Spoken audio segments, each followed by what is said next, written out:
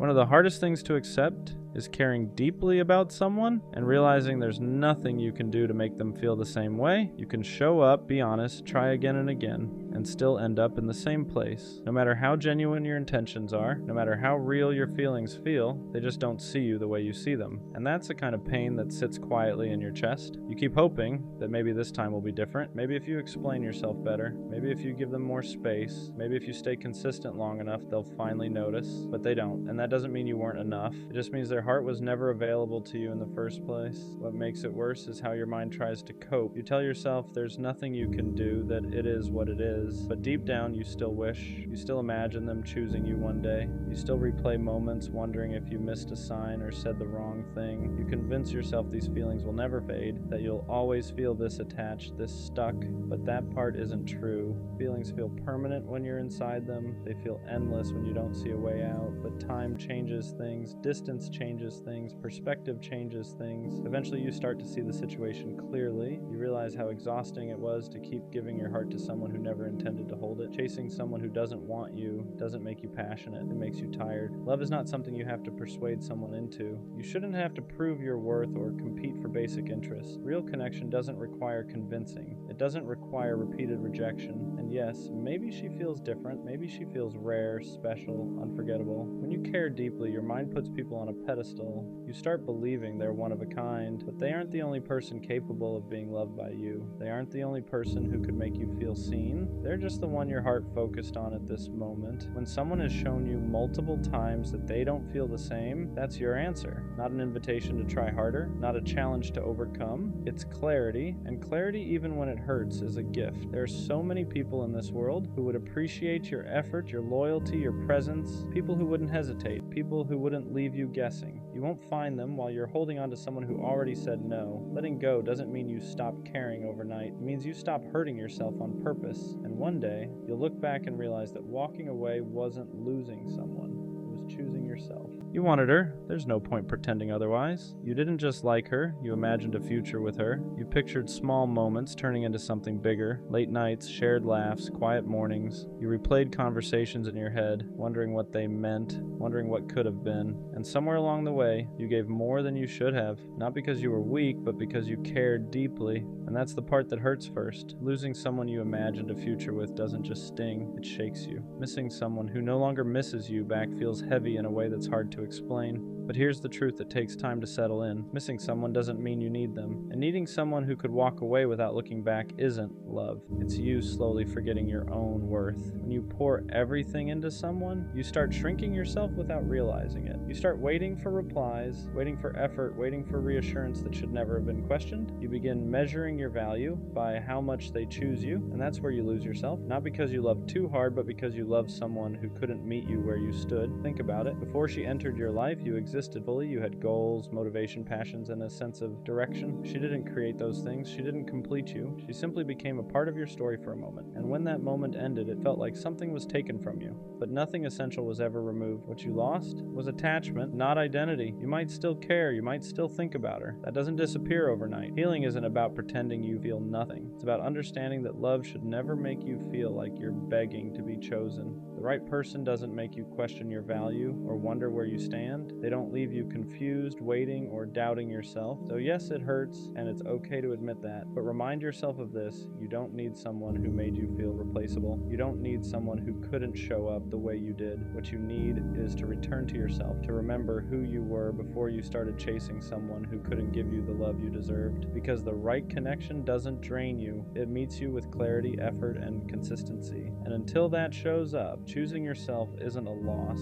It's the beginning of getting your power back. She leaves your message unopened, but somehow she has time to watch every story you post, every picture, every video, and you sit there trying to make sense of it, wondering how someone can be so present and so distant at the same time. The truth is uncomfortable, but it's simple. If someone truly cared, replying wouldn't feel like a chore. It wouldn't be something they get around to when it's convenient. It would be instinct. When someone wants you, communication isn't complicated. You wouldn't be questioning their intentions or reading between the lines. You wouldn't be checking timestamps or replaying conversations in your head. If you mattered the way you hope you do, responding to you wouldn't be optional. and deep down you already know that. What makes it harder is that if the roles were reversed, things would look very different. If you were the one leaving her waiting while watching her stories, it wouldn't sit right with her, especially if you were someone she genuinely cared about. The difference is effort. When someone values you, they don't leave you guessing. They don't leave you hanging while still keeping tabs on your life. And yes, she knows what she's doing. It's not accidental, it's not confusion, it's a choice. And the hardest part is that you see it too, but you're choosing to ignore it. You hold on to the sweet words she said, the late night conversations, the promises that made you feel important. But words lose their meaning when actions consistently tell a different story. You keep hoping that maybe things will change,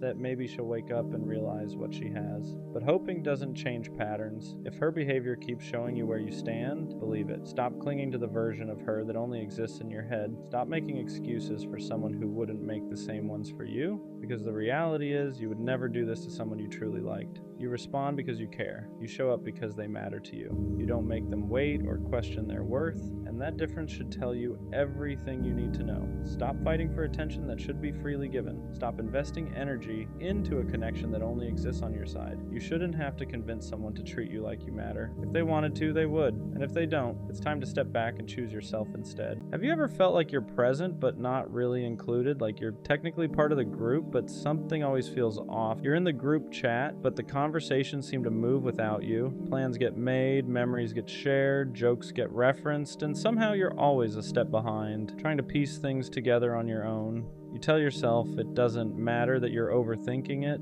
but deep down it sits heavy. When you're with them in person, you laugh, you nod along, you play your role, but there's this quiet thought in the back of your mind asking if they'd even notice if you stopped showing up. You start replaying everything, wondering if you talk too much or not enough, if you're boring, if you're just easy to overlook. And the worst part is how quietly it happens. No arguments, no clear rejection, just subtle distance that makes you feel smaller over time. You're always the one checking in, the one who would show up without hesitation if someone needed you. But when it's your turn, the effort doesn't seem to come back the same way. You're there for the moments, but somehow not fully a part of them. It's like being in the frame but never the focus, like being heard but never truly listened to. And no one really talks about how lonely that feels, how confusing it is to be surrounded by people and still feel unseen, to question your place while pretending everything's fine. If you feel this way, it doesn't mean you're dramatic or sensitive. It means you care, it means you value connection, and there's nothing wrong with wanting to feel like you matter to the people you give your time and energy to. You deserve friendships where your presence is felt, not tolerated, where you don't have to wonder if you belong, because being left out hurts the most when all you were ever trying to do was fit in without losing who you are. Staying doesn't feel right anymore, but the idea of never speaking again feels just as painful. And that's the part that messes with your head the most. You're stuck between two choices that both hurt, and no one really prepares you for that kind of decision. When you love someone deeply, your heart doesn't just switch off because your mind finally sees the truth. It lags behind, it holds on to memories, routines, and the version of that person who once made you feel safe. But loving someone doesn't mean you're meant to stay in a situation that's draining you. Sometimes your body already knows what your heart hasn't accepted yet. You feel tense all the time. You feel smaller. You feel tired in ways sleep can't fix. And yet you keep telling yourself to wait, to push through, to hold on just a little longer, not because things are getting better, but because letting go feels like losing a part of yourself. Here's the hard truth. Your heart isn't built to make logical decisions. It moves on emotion, attachment, and hope. That's why you can miss someone who hurt you. That's why you can crave a connection that's slowly breaking you down. And in moments like this, you can't let your emotions be the only thing guiding you. You have to choose clarity over comfort. Walking away doesn't mean the love wasn't real. It means you finally respected yourself enough to stop accepting pain as the price for connection. You're not weak for leaving. You're strong for recognizing that love shouldn't feel like constant survival. It shouldn't hurt every day. It shouldn't cost you your peace. Sometimes the most loving thing you can do isn't staying or fixing or waiting. Sometimes it's choosing yourself, even when it hurts, especially when it hurts. Every time you try to talk about how something affected you, the conversation goes nowhere. It's either avoided, minimized, or shut down completely. You're left feeling like your emotions are an inconvenience instead of something that deserves space. And after a while, that silence starts to speak louder than words ever could. You notice the pattern. When you make a mistake, you reflect, you listen, you try to understand where they're coming from and adjust because you care about keeping the relationship healthy. But when they're the one who hurts you, suddenly there's no room for discussion, no acknowledgement, no willingness to meet you halfway, just distance, defensiveness, or pretending nothing happened. That kind of imbalance slowly drains you, not all at once, but over time. You start questioning yourself. You wonder if you're asking for too much when all you really want is understanding. You're not demanding perfection. You're asking for honesty, maturity, and responsibility. You're asking for someone who can say, I didn't handle that well, without turning it into a battle. Healthy love isn't about winning arguments or being right all the time. It's about being able to look inward. It's about recognizing when your actions affected someone you claim to care about. When someone refuses to do that, the relationship stops growing. It gets stuck in the same cycle, repeating the same pain over and over again. You can't build something real with a person who avoids accountability. You can't fix issues alone, and you can't keep carrying the emotional weight for two people. Love should feel like teamwork, not like you're constantly explaining why your feelings matter. At some point, you have to ask yourself if staying silent is worth losing yourself, because real connection requires effort from both sides, and if someone isn't willing to reflect, communicate, and grow, then they're not giving you the love you deserve. I don't know who needs to hear this right now, but you have to let them go. Not because you didn't care enough, not because what you felt wasn't real, but because holding on to something that's already gone is only hurting you more. They're not coming back, and I know that's a hard pill to swallow. It's one of those truths that sits heavy in your chest because part of you is still hoping, still replaying memories, still thinking maybe one day things will go back to how they were. But the truth is, if they wanted to come back, they would have. You wouldn't be sitting here questioning everything. You wouldn't be overanalyzing every small sign. You wouldn't be waiting for a text that never comes. Someone who wants to be in your life makes that clear. They don't leave you guessing, they don't disappear, and expect you to keep the door open forever. Letting go doesn't mean what you had didn't matter. It doesn't erase the memories, the connection, or the time you shared. It just means you're choosing to stop living in the past. You're choosing to stop punishing yourself by holding on to something that no longer exists, and that choice takes strength, even if it doesn't feel like it right now. I know part of you is scared. Scared that letting go means starting over. Scared that you won't feel that way about anyone else again. Scared that this was your one chance at something special. But that fear is lying to you. Life doesn't give you just one opportunity for love, connection, or happiness. It gives you many, but only if you make space for them. The sooner you let go, the sooner you heal. The sooner you stop checking their page, rereading old messages, and asking yourself what you did wrong, the sooner you start moving forward. And moving forward doesn't mean forgetting. It means accepting. It means allowing yourself to grow past this version of your life. Good things are going to come again, not the exact same things, not the same person, not the same situation, but something new, something healthier, something that won't leave you feeling confused, unchosen, or stuck. I promise you that. So let this be your reminder. You don't need to keep holding on to prove how much you cared. You've done enough. It's okay to release what no longer serves you. Sometimes the bravest thing you can do is finally say goodbye, even when part of you still wishes they'd stay. If you ever find yourself feeling insecure about the way you look or the way you exist in this world, I want you to pause for a second and really think about this. You are the result of thousands of generations of people who chose love. People who met, connected, cared for each other, and decided to keep going. Every single one of them led to you being here right now. And that alone is something incredibly powerful. I know this idea gets mentioned a lot, but that doesn't make it any less meaningful. Sometimes the most repeated truths are the ones we forget the fastest. You didn't just appear randomly. Your existence is layered with history, emotion, resilience, and connection. Every feature you have, every trait you carry, every part of you is proof that love existed long before you did. You are a beautiful person, not just on the outside, but in the way you carry yourself, the way you think, the way you feel deeply. You are a beautiful soul, and whether you believe it or not right now, people are drawn to you. That's not wishful thinking. That's real. The energy you bring, the presence you have, the way you make others feel seen or understood, those things matter more than you realize. It's easy to let outside voices mess with your perception of yourself. A comment, a comparison, a A moment of rejection can make you forget everything good about who you are, but anyone who makes you feel small, unworthy, or unlovable is not someone you should be listening to. Their words do not define you. Their inability to see your value does not take it away. You don't need to look like anyone else. You don't need to act like anyone else. You don't need to change yourself to be deserving of love or appreciation. You already are exactly as you are. The right people will see that without you having to prove anything. Let this video be a reminder today. A quiet one, not a loud or overwhelming one. Just a gentle reminder that you matter, that you are enough, and that your existence is not accidental. Take a moment to breathe this in. Let it sit with you.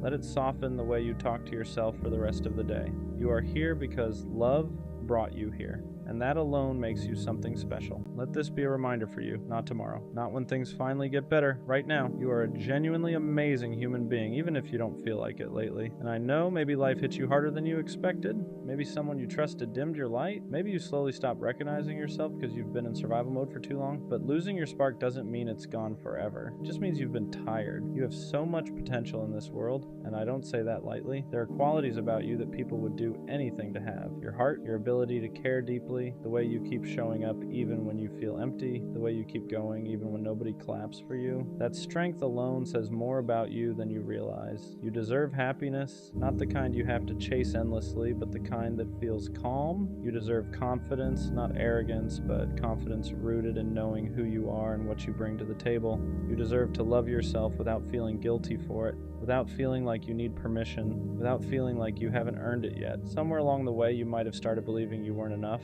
Maybe someone treated you like you were replaceable. Maybe life kept taking without giving back. And slowly, you stopped being kind to yourself. You stopped celebrating your wins. You stopped acknowledging how far you've come. But look at you. You're still here, still trying, still growing. That alone deserves recognition.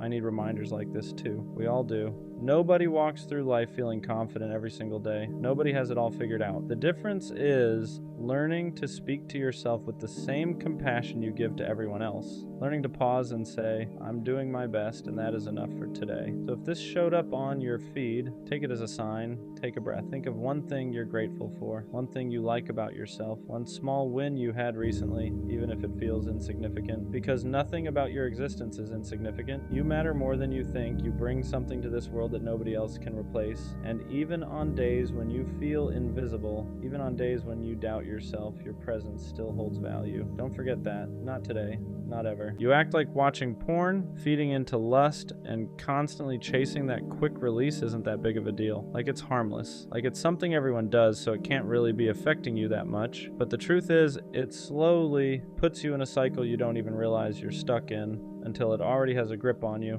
It becomes a dopamine loop. You feel stressed, bored, lonely, or uncomfortable, so you look for something that gives you instant relief.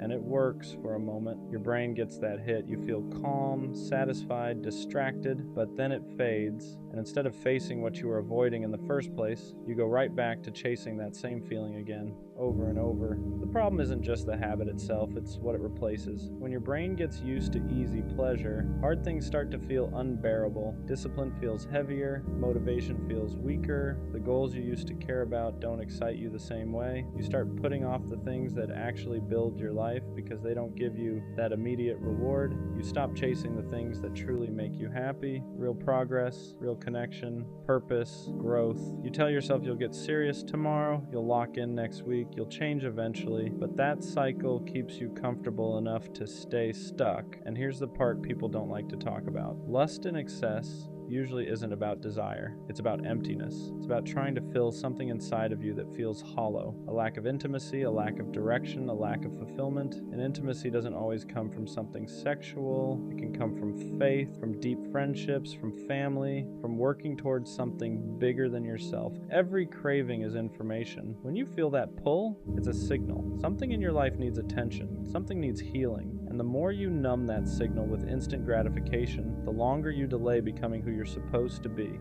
This isn't about shame. This isn't about pretending urges don't exist. It's about awareness and control. It's about choosing long-term fulfillment over short-term comfort, because comfort can quietly ruin your life if you let it. I'm saying this because I've been there, I've lived in that cycle, and breaking out of it doesn't magically make life easy, but it makes it real again. You start feeling hunger for progress, you start feeling pride and discipline, you start enjoying the process of becoming better instead of escaping from yourself. You don't need to be perfect, you just need to be honest. Honest about what's holding you back, honest about what you're avoiding, and brave enough to sit with discomfort long enough to grow through it. The things that truly change your life are rarely comfortable, but they are always worth it. Why do you keep chasing someone who keeps showing you the same outcome? At some point, you have to pause and really ask yourself that question, not from a place of anger, not from a place of judgment, but from a place of honesty, because deep down you already know the answer. You're not chasing them because they want you. You're chasing them because you're hoping they eventually will, and that hope can be dangerous when it's built on nothing but mixed signals and empty gestures. If someone truly wanted you, you wouldn't feel confused all the time. You wouldn't be constantly questioning where you stand. You wouldn't be overanalyzing every delayed reply or short message, wondering what you did wrong. Interest doesn't hide. Effort doesn't disappear. People make time for what they care about. A lot of the time, the person you're chasing doesn't actually want a relationship with you. They want the attention. They want to feel desired. They like knowing someone is thinking about them, checking on them, choosing them. But that doesn't mean they're choosing you back. And that's a hard truth to accept, especially when you've already invested your emotions. The more you chase, the more power you give away. You start bending your boundaries. You start lowering your standards. You start accepting behavior you would never tolerate from someone you weren't emotionally attached to. And slowly, without even realizing it, you teach them that they don't have to show up for you to keep you around. Self-respect isn't about being cold or heartless. It's about knowing when to stop pouring into a cup that's never going to fill you back up. It's about recognizing that your time, your energy, and your feelings are valuable. They are not meant to be handed out to someone who only shows interest when it's convenient for them. When you stop texting first, when you stop checking to see if they viewed your story, when you stop making excuses for their lack of effort, something powerful happens. You create space for clarity, space for peace, space for someone who won't make you feel like you have to compete for basic attention. Walking away doesn't mean you didn't care. It means you finally cared about yourself enough to stop chasing someone who was never running toward you in the first place. You don't lose anything by choosing yourself. The only thing you lose is the illusion that one day they might change. Respect yourself enough to stop chasing. The right person will never need to be convinced to choose you. Lust has a way of quietly taking control if you don't pay attention to it, and it doesn't usually show up as something obvious or destructive at first. It shows up as a craving, a distraction, a feeling that you need something, someone right now. And that's why it's dangerous. Lust should be treated like a warning light on a dashboard, not something to ignore and not something to chase, but something telling you to look deeper. When lust starts to feel overwhelming, it's often not about desire at all. It's about what's missing. It's a signal that you might be lacking intimacy in your life. And intimacy doesn't always mean romance or physical connection. Intimacy is feeling understood, feeling close, feeling grounded. That can come from meaningful friendships, family conversations, spiritual connection, prayer, or simply spending time with yourself without running from your thoughts. A lot of people mistake lust for connection because it temporarily fills a void. It gives you a rush, something to focus on, something that makes you feel wanted or alive. But once that feeling fades, the emptiness is still there. Sometimes it's even louder than before. That's how people end up stuck in cycles, chasing momentary satisfaction while pushing real healing further away. That craving you feel isn't something to be ashamed of. It's information. It's your mind and body telling you that something inside you needs attention. Maybe you're lonely. Maybe you're disconnected from yourself. Maybe you've been avoiding emotions you don't want to sit with. Lust becomes an escape when facing those feelings feels too uncomfortable. The problem starts when you indulge in it without awareness, when you constantly distract yourself instead of asking why the feeling is there in the first place. Every time you choose the distraction, you delay the work, you delay the growth, you delay becoming whole again. Instead of acting on that urge, pause. Ask yourself what you're really craving. Is it closeness? Is it validation? Is it comfort? Is it peace? Those needs can't be fulfilled by desire alone. They require honesty with yourself and sometimes discipline to sit with discomfort long enough to understand it. Healing begins when you stop running from the signal and start listening to it. Lust isn't the enemy. Ignoring what it's trying to show you is. When you learn to recognize it as a sign instead of a solution, you gain control over it instead of letting it control you. And that awareness can change everything. Going through that stage in a relationship where all you do is argue is one of the worst feelings in the world, because it's not like you stopped loving them, It's not like you don't care. You still want to be with them. You still want to talk to them, laugh with them, spend time with them. But for some reason, you just can't see eye to eye anymore. She doesn't understand you. You don't understand her. And every conversation turns into tension. Every small thing becomes a problem. So now y'all are distant, not on the phone like you used to be, not checking in the same way, not feeling connected the way you once did. And what hurts the most is knowing they probably don't even realize how much this is breaking you inside, how unhappy you are, how badly you just want them to understand your side, the way you're trying to understand theirs. This is the stage where most people give up. They start thinking, maybe this person isn't the one for me. But that's not the truth. Every real relationship goes through moments like this, moments where communication feels impossible, moments where love feels buried under frustration, moments where both people are tired, misunderstood, and hurt. That doesn't mean you leave. That doesn't mean you stop trying. That doesn't mean the love isn't real. Love isn't only the easy days, not just laughing and being happy all the time. Pushing through the rough moments together instead of walking away when things get uncomfortable. Every road gets rocky, every path gets hard, but if you keep walking, eventually you hit smoother ground. The arguing won't last forever, the distance won't last forever, the sun does come back out, but too many people quit right before things start getting better. They leave when saving the relationship was still within reach. So don't give up on someone you love just because things are hard right now. Go through the struggle with them, grow through the pain together, because the relationships that last aren't the ones that never argue. They're the ones that choose each other, even when it hurts. Every girl needs to understand this, and I mean really understand it. If you have a man in your life who is willing to do anything for you, a man who loves you unconditionally, who shows up without being asked, who takes the extra step even when he's tired, even when he's stressed, even when life isn't going his way, that is not normal. That is rare. That is something most people spend their entire lives searching for and never find. A man like that doesn't just come around every relationship. You get that man once, maybe twice in your entire lifetime if you're lucky. And if you decide to let him go, if you push him away, if you take him for granted, you didn't just lose a relationship. You fumbled something special in ways you won't fully understand until it's gone. We're living in a generation where a lot of guys are completely fed up with love. They've been lied to, cheated on, emotionally drained, and replaced like they were nothing. So now they move different. They become colder, they become nonchalant, they stop loving the way they used to because every time they did, it cost them something, not because they wanted to hurt anyone, but because that's what the world taught them to do, just to survive. So when you find a man who still loves deeply,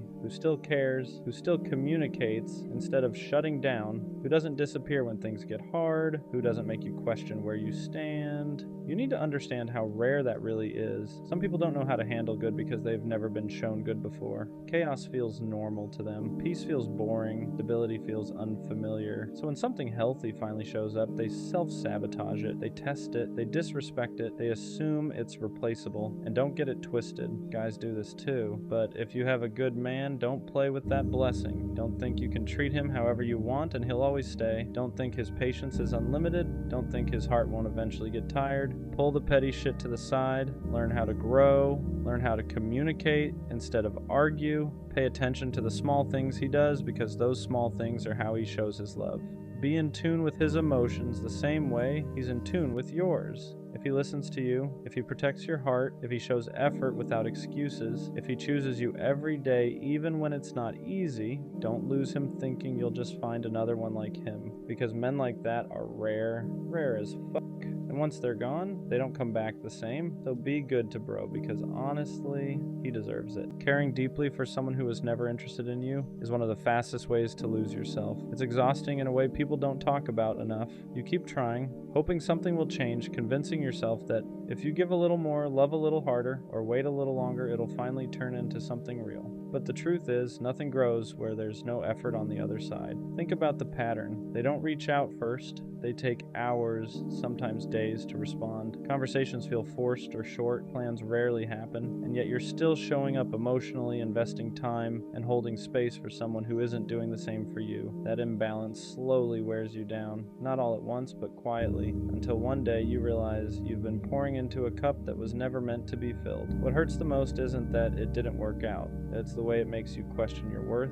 You start wondering why you weren't enough or what you could have done differently, but the reality is your value was never the issue. Interest can't be forced, and connection can't be created by effort alone. Staying where you're not wanted teaches your mind to accept less than you deserve. It makes rejection feel familiar. It turns hope into habit and disappointment into routine, and over time it chips away at the way you see yourself. That's why walking away isn't giving up, it's choosing to protect your peace. If someone doesn't want you, believe them, not because you're lacking, but because the right person won't make you question where you stand. They won't leave you guessing. They won't make affection feel like a reward you have to earn. Letting go doesn't mean it didn't matter. It means you're finally allowing yourself to move towards something that does. Stop holding on to potential that only exists in your head. Stop trying to read meaning into small gestures or brief moments of attention. Consistency is clarity, and when you finally choose to step back, you'll notice something important. Your energy returns, your confidence rebuilds. You remember who you were before you started shrinking yourself to fit into someone else's indifference. Choose the path that leads you to someone who wants you without hesitation. Choose yourself. You're the punching bag in the friend group, the one they always pick on for no reason, the one who takes every joke, every insult, every comment,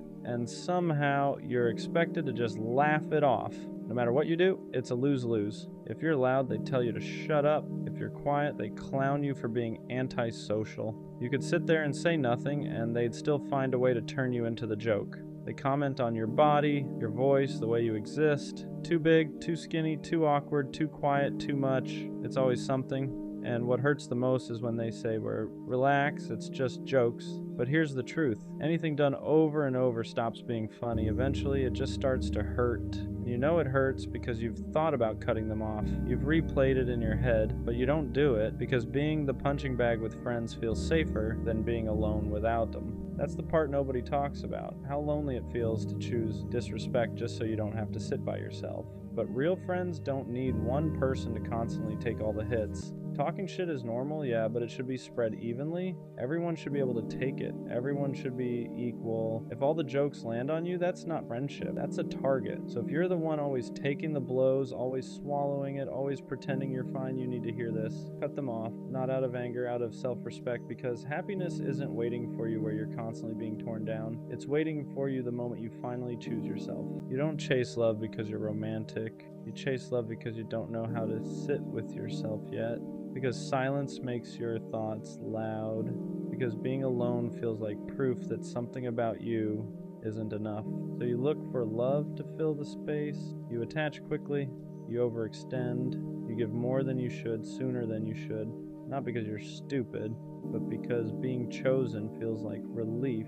Like if someone wants you, then maybe you can stop questioning yourself for a while. You don't just want connection. You want validation. You want someone to prove that you're worth staying for, worth prioritizing, worth choosing. So when someone shows interest, you lean in hard, you ignore red flags, you excuse inconsistency.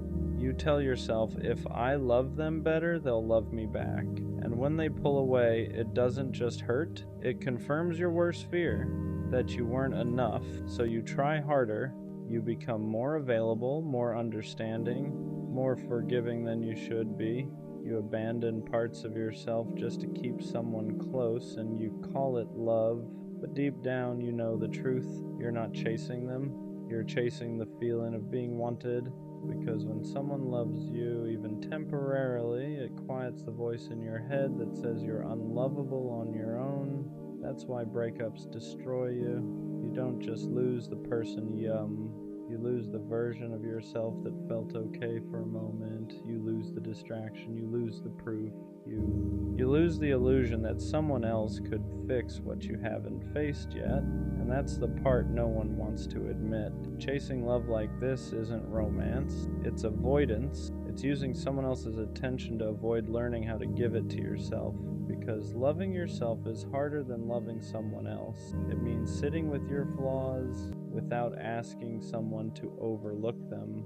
It means choosing yourself without needing applause. It means learning how to feel whole without being held together by another person. And that terrifies you, so you chase love instead. But here's the shift, the part that hurts before it heals. The moment you stop chasing love to fill the emptiness, you start attracting it from a different place. Not desperation, not fear, not self-doubt, but choice. Because real love doesn't arrive to save you. It arrives when you're no longer asking someone else to convince you that you matter. And until you learn to sit with yourself, without distraction, without validation, without escape, every love you chase will feel heavier than it should. You don't need someone to love you harder. You need to stop outsourcing your worth. And when you finally do, love stops feeling like survival and starts feeling like connection. You don't chase love because you're passionate. You chase it because being alone feels unbearable. Because when things get quiet, your thoughts get loud, and they don't tell you kind things. So you look for someone else to sit in that space with you, to distract you, to validate you, to make you feel wanted enough to forget how little you feel about yourself. You don't just want connection, you want relief. Relief from the constant feeling that something about you is missing, that you're behind, that if you were enough, someone would have stayed by now.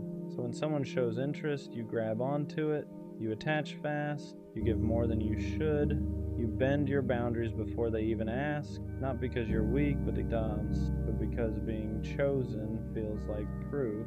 Like if someone wants you, then maybe the voice in your head can finally shut up for a while. You start confusing attention with love, consistency with commitment, chemistry with safety, and when they pull away, it doesn't just hurt, it confirms everything you were afraid of.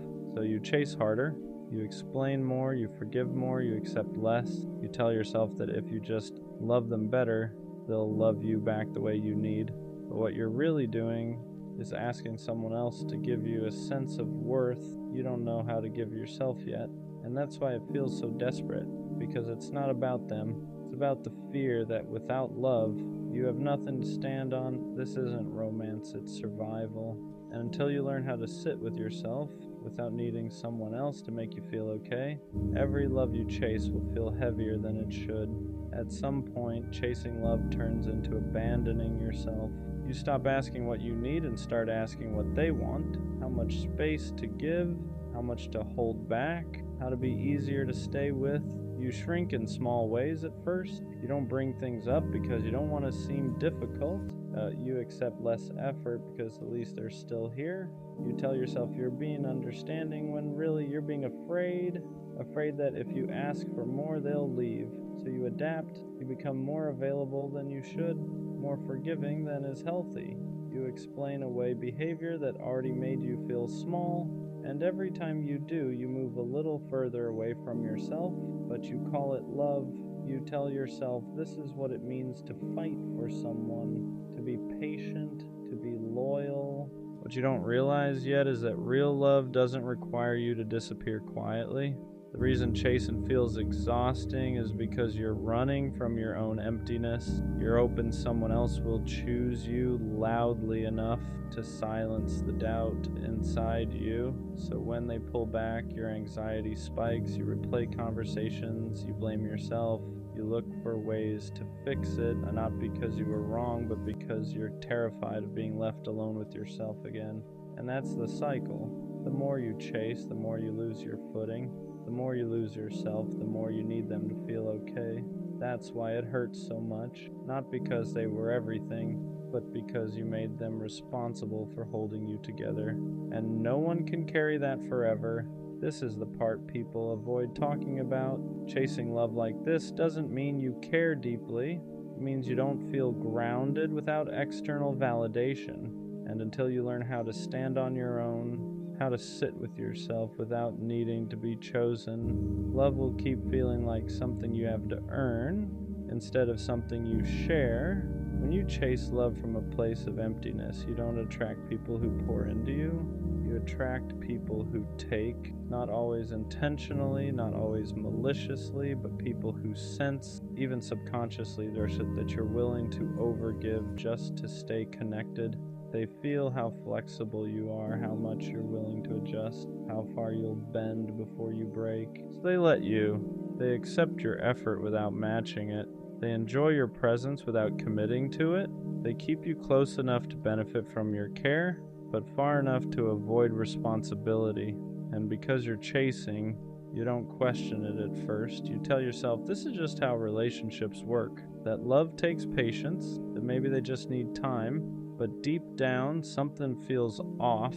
You're always the one checking in, always the one clarifying, always the one trying to fix the distance that keeps appearing out of nowhere. And instead of asking why they're inconsistent, you ask what you did wrong.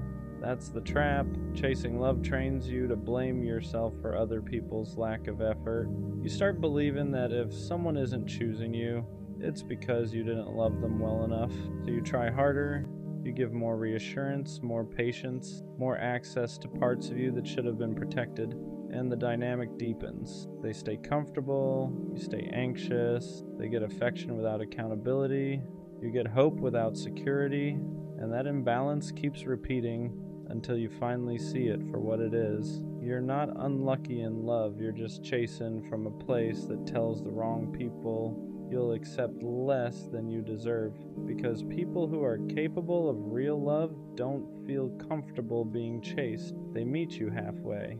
The ones who stay distant, inconsistent, unclear, they stay because the chase benefits them. And until you stop chasing to feel worthy, you'll keep finding yourself in the same story with different faces. Eventually, there's a moment where chasing love stops feeling hopeful and starts feeling exhausting.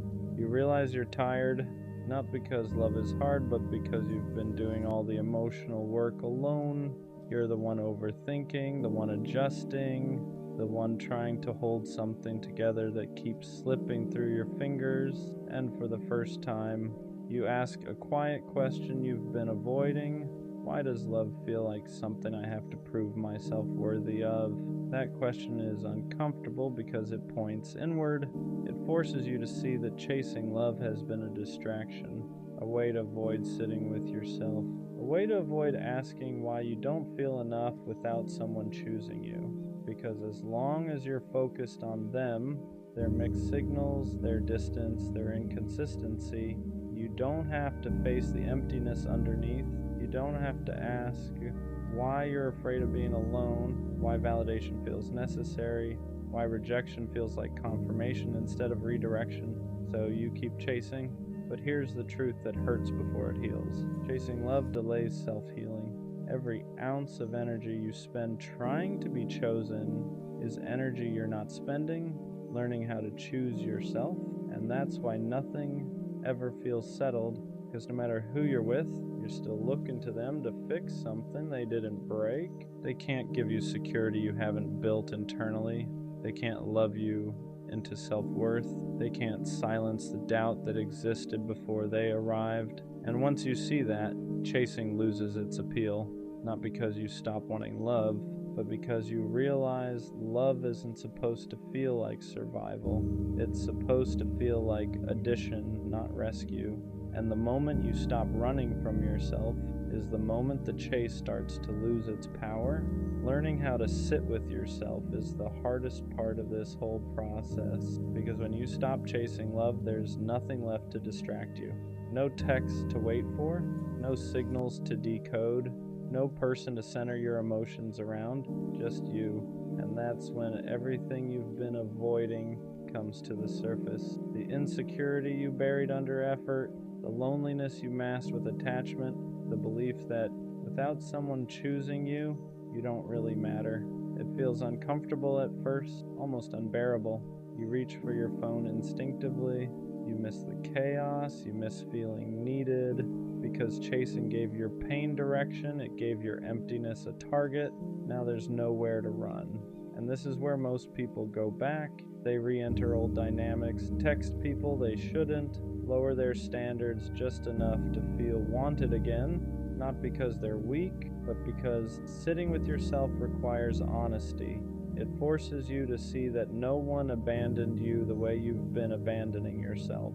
Every time you chased someone who was unsure, you told yourself your needs could wait. Every time you accepted inconsistency, you taught yourself to tolerate being half chosen. So being alone feels unfamiliar, not because you can't handle it, but because you've never stayed here long enough to build something solid inside yourself. This is where self-love actually starts, not affirmations, not confidence quotes, but learning how to stay when there's no validation coming in, learning how to comfort yourself instead of outsourcing it, learning how to choose yourself without needing approval. And slowly, something shifts. You stop craving attention. You stop confusing intensity with connection. You stop chasing people who feel familiar for the wrong reasons. Because now, you're no longer running from yourself. And when you stop doing that, love stops feeling like something you need to survive. When you finally start building self-love, the chase doesn't just slow down. It feels wrong. You notice it first in small ways. The anxiety doesn't hook you the same. Inconsistency doesn't feel exciting anymore. It feels draining. People who once felt magnetic now feel loud, unclear, unsafe, and that confuses you because for so long, chaos felt like chemistry. You were drawn to people who kept you guessing because guessing felt familiar, because uncertainty mirrored how unsure you felt about yourself. But now that you're learning how to stand on your own, that dynamic stops working. You don't feel the urge to prove yourself anymore. You don't feel the need to over-explain your worth. And suddenly, chasing feels humiliating, not because you're above it, but because you're finally grounded enough to feel how one-sided it always was. You start wanting different things: clarity instead of sparks, consistency instead of intensity, presence instead of pursuit. You want to be met, not chased or chasing. And here's the part people don't expect. Self-love makes some connections fall apart. People who benefited from your overgiving feel the shift immediately. They sense you're no longer bending, no longer available on demand, no longer trying to earn their attention, and some of them leave. Not because you changed for the worse, but because the version of you that chased them is gone. That can hurt, because even when you're healing, loss still feels like loss, but this time it doesn't destroy you, because you're no longer tying your value to someone else's choice. You understand something now. Love that requires chasing is love that feeds on insecurity, and love that's healthy doesn't need pursuit to survive. It shows up, it stays, it chooses you without being convinced, and the more you learn how to love yourself quietly, consistently, honestly, the less tolerance you have for anything that makes you feel like you need to beg to belong.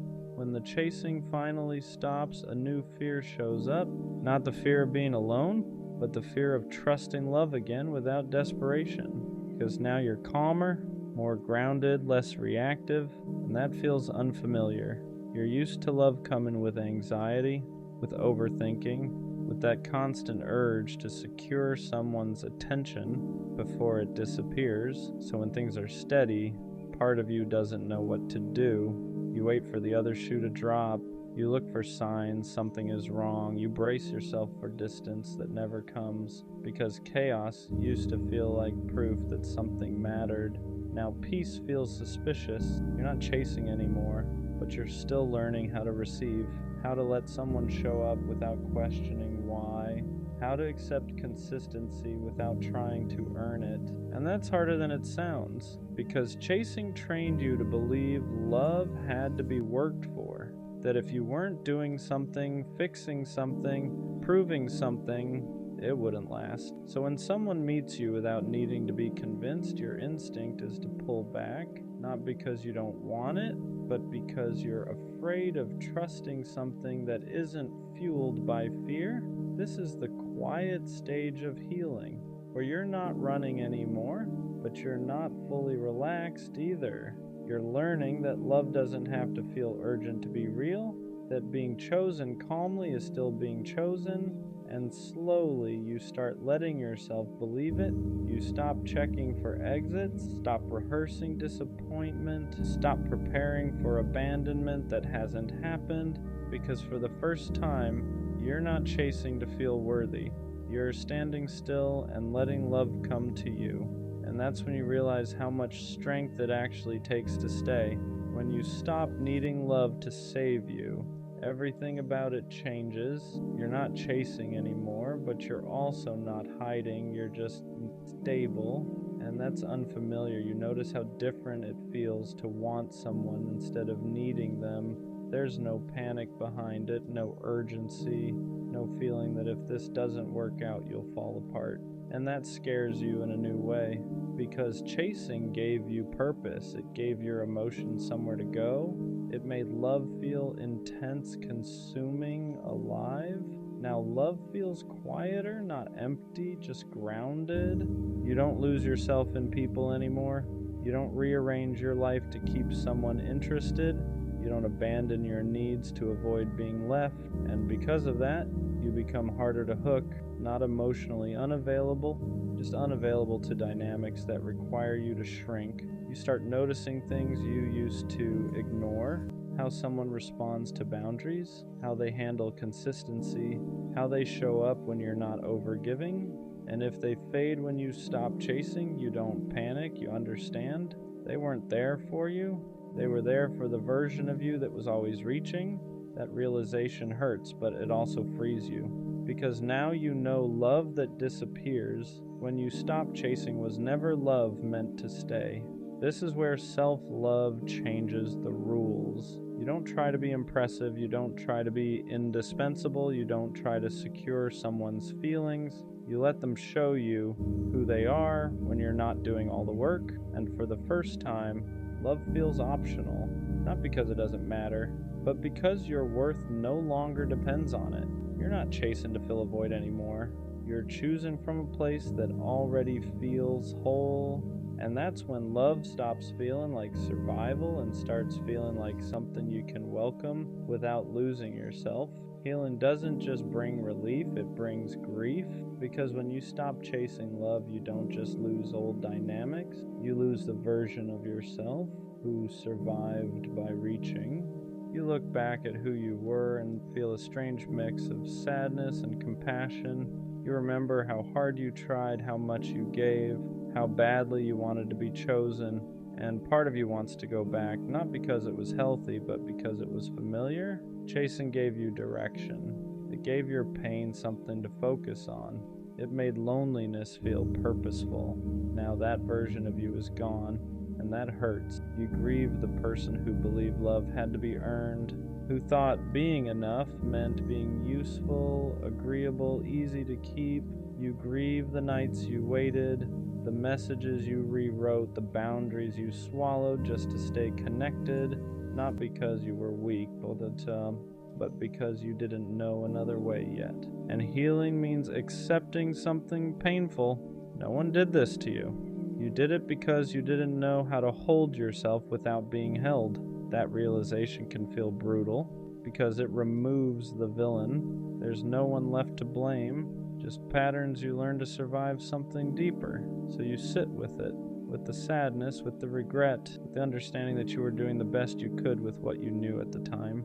And slowly, that grief turns into respect. Respect for how much you endured, for how deeply you wanted love, for how brave it was to keep believing, even in the wrong places. You don't hate the old version of you.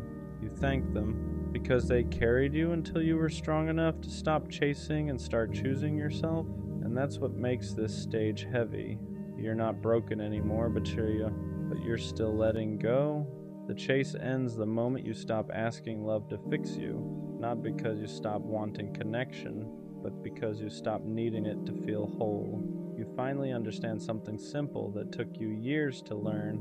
Love was never supposed to be proof that you matter. It was never meant to carry your worth, never meant to quiet your self-doubt, never meant to save you from yourself. That was too much to ask of anyone. So you stopped chasing, not in anger, not in bitterness, but in clarity.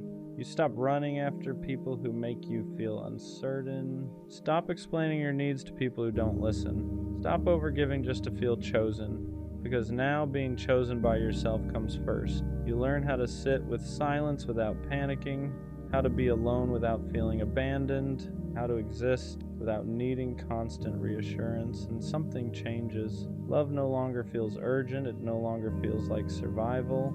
It no longer feels like something you have to secure before it disappears. It becomes optional. not because it's unimportant, but because your life no longer collapses without it. And that's when the real shift happens. You don't attract love from desperation anymore. You don't bond through wounds. You don't mistake intensity for connection. You choose slowly. You choose clearly. You choose from a place that isn't begging to be filled. And if someone doesn't meet you there, you don't chase. You let them go, not because you don't care, but because you care enough about yourself to stop repeating the same pain with different people. The version of you that chased love wasn't weak. They were hurting, they were lonely, they were trying to survive. But this version of you, this version doesn't run. They stand still, they breathe, they choose themselves even when no one is watching. And from here on out, love won't feel like something you have to earn. It'll feel like something you share with someone who meets you without being chased. That's where the cycle ends. Not with finding love, but with finally. They say your second love hits the deepest. And at first I didn't believe that. I thought nothing could touch the intensity of the first one. First love is loud. It's reckless. It's the kind of love that makes you believe everything will work out just because you feel it so strongly. You fall without thinking. You trust without fear. You don't even know what heartbreak really is yet, so you give everything freely. But the second love comes after reality has already introduced itself. It comes after disappointment, after the nights where you questioned your worth, after you learned that love doesn't always stay no matter how hard you try. So this time, you don't rush, you don't dive in head first, you hesitate, you analyze, you protect your heart like it's something fragile because now you know it is. And that's what makes the second love different. You don't love blindly anymore, you love intentionally. You pay attention to effort, to consistency, to how someone treats you when it's inconvenient, not just when it's easy. You're still scared, but you're braver in a quieter way. You open up slowly, piece by piece, hoping you won't regret it again. And somehow, it still means more than you expected, because after being broken once, feeling safe again hits different. Feeling chosen without having to beg hits different. Being loved without chaos feels almost unfamiliar at first. You keep waiting for the catch. For the moment it all falls apart, but it doesn't, at least not right away. The second love isn't about butterflies in your stomach. It's about calm in your chest. It's about being understood without having to explain yourself over and over. It's about not feeling anxious when your phone is quiet.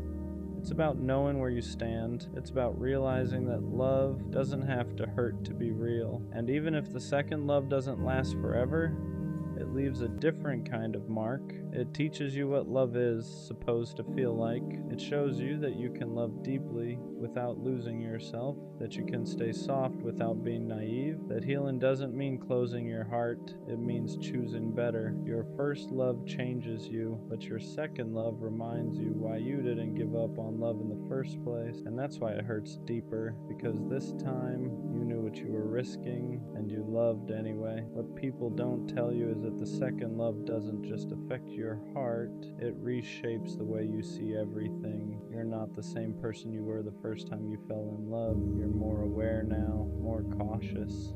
You've seen how quickly things can change, how someone can promise forever and still walk away. So you love with your eyes open this time. You notice the small things. The tone shifts, the effort levels, the moments where silence says more than words ever could. You're not naive anymore, but you're not closed off either. And that's the dangerous balance, because part of you is still hopeful, still wanting to believe that this time will be different, that maybe this love will be the one that stays. And because you're loving with intention now, when it starts to slip, you feel it immediately. The second love hurts because you don't get blindsided. You see it coming. You sense the distance before it's spoken. You feel the warmth fade before it's gone. You recognize the patterns because you've lived them before, and yet you still stay longer than you should.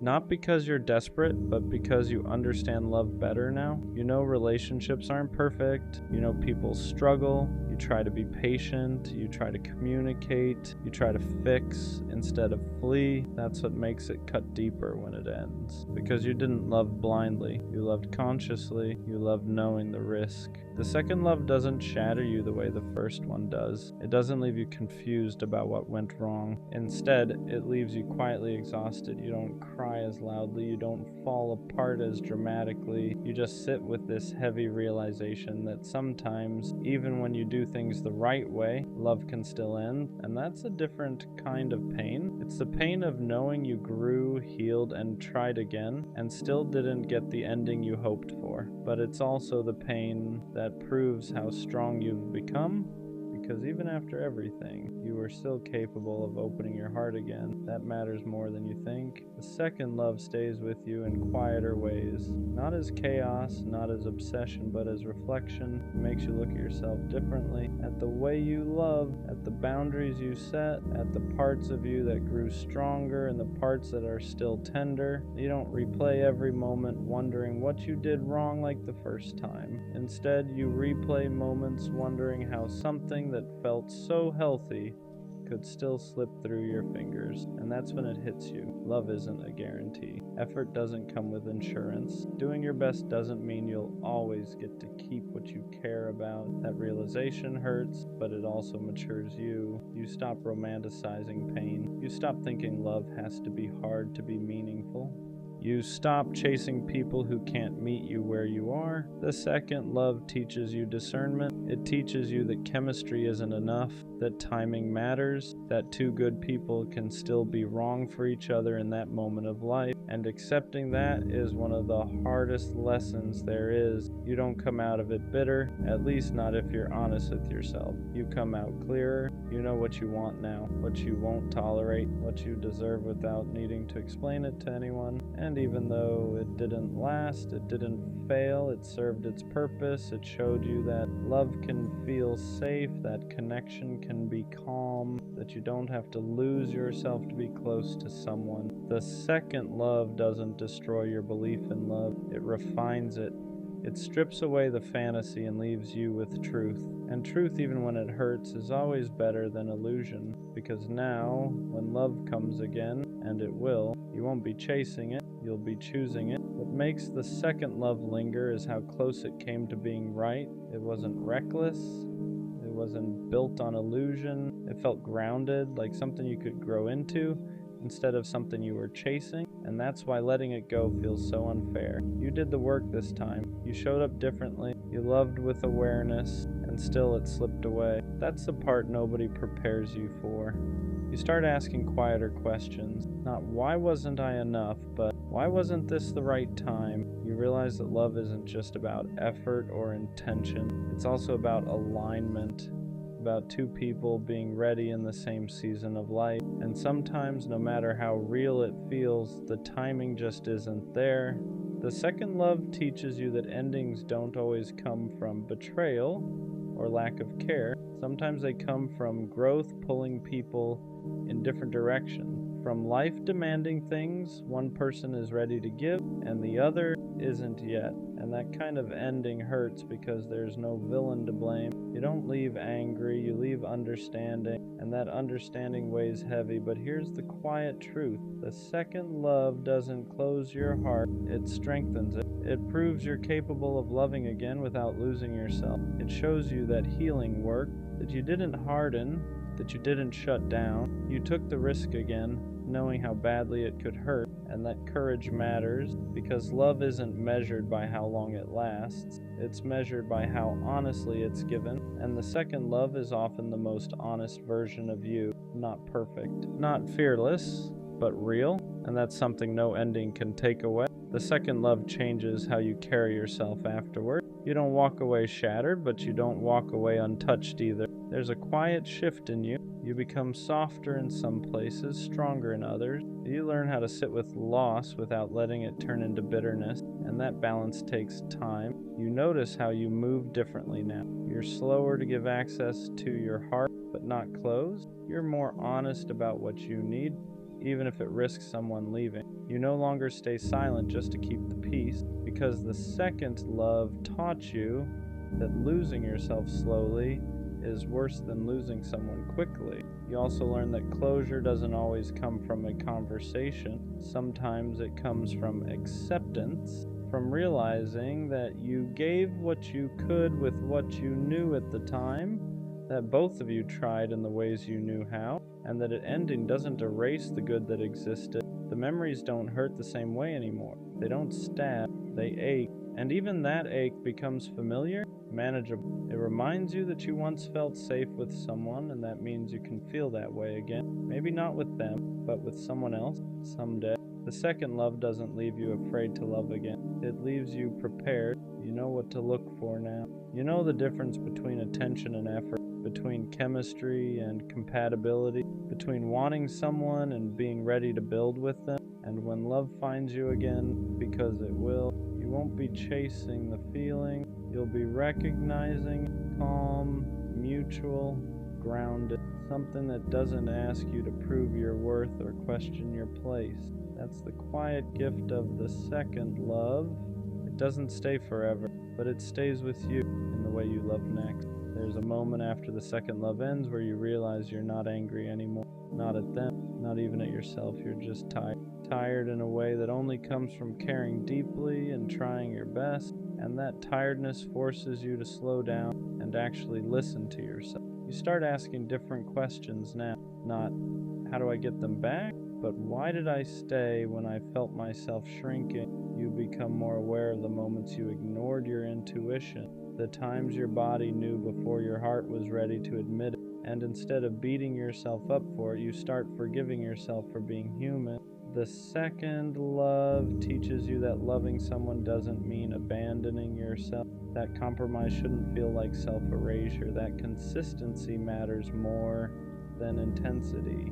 And that someone can care about you deeply and still not be capable of loving you in the way you need. You also realize something else that's important. Just because a love ends doesn't mean it failed.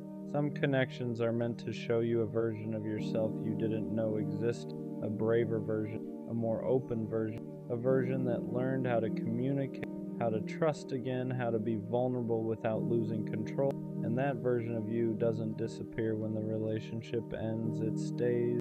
You carry it into every interaction after, into the boundaries you set, into the standards you keep, into the way you walk away sooner when something doesn't feel right instead of forcing yourself to stay. The second love doesn't break you. It refines you. It teaches you how to love without fantasy, without desperation, without fear running the show. And even though it didn't last, it proves something important, that you're capable of loving in a healthy way. And once you know that, you never really lose. After the second love, you stop romanticizing ending. You understand that sometimes things don't fall apart loudly. They fade, they change shape. They quietly reach a point where staying would mean forcing something that's no longer aligned. And accepting that takes more strength than holding on ever did. You learn how to grieve without dramatizing. You let yourself miss them without wishing to undo the ending. You don't demonize what you adjust to make letting go easier. You honor it for what it was, meaningful, imperfect, and real. That kind of honesty with yourself is growth. You also become more intentional with your energy. You don't over-explain your feelings to people who aren't listening. You don't overextend yourself to prove your worth. You save your softness for those who handle it with care, because the second love taught you how valuable that softness actually is, and slowly, without forcing it, you start to feel whole again, not because someone replaced them, but because you learned how to stand on your own with everything you gained from loving. You realize that love didn't take anything from you. It gave you clarity, depth, emotional intelligence you didn't have before. The second love doesn't leave you empty, it leaves you wiser. You understand now that love isn't about avoiding pain, it's about choosing something real, knowing it could hurt, and still showing up with honesty. And when you're able to do that without losing yourself, that's when love becomes something powerful instead of fragile. You're not the same person you were before them. You're better prepared for what comes next. The second love stays with you not as pain, but as proof that your heart didn't close after being hurt. Proof that you didn't let fear turn you cold. Proof that even after disappointment, you were still willing to try again. And that matters more than whether it lasts, because the goal was never to avoid heartbreak forever. The goal was to love without losing yourself. And the second love showed you that you could be open without being reckless, vulnerable without being naive. You learned how to love with balance, and one day when love comes again, you'll feel the difference immediately. It won't feel rushed, it won't feel heavy, it won't feel like you're walking on eggshells or trying to prove your value.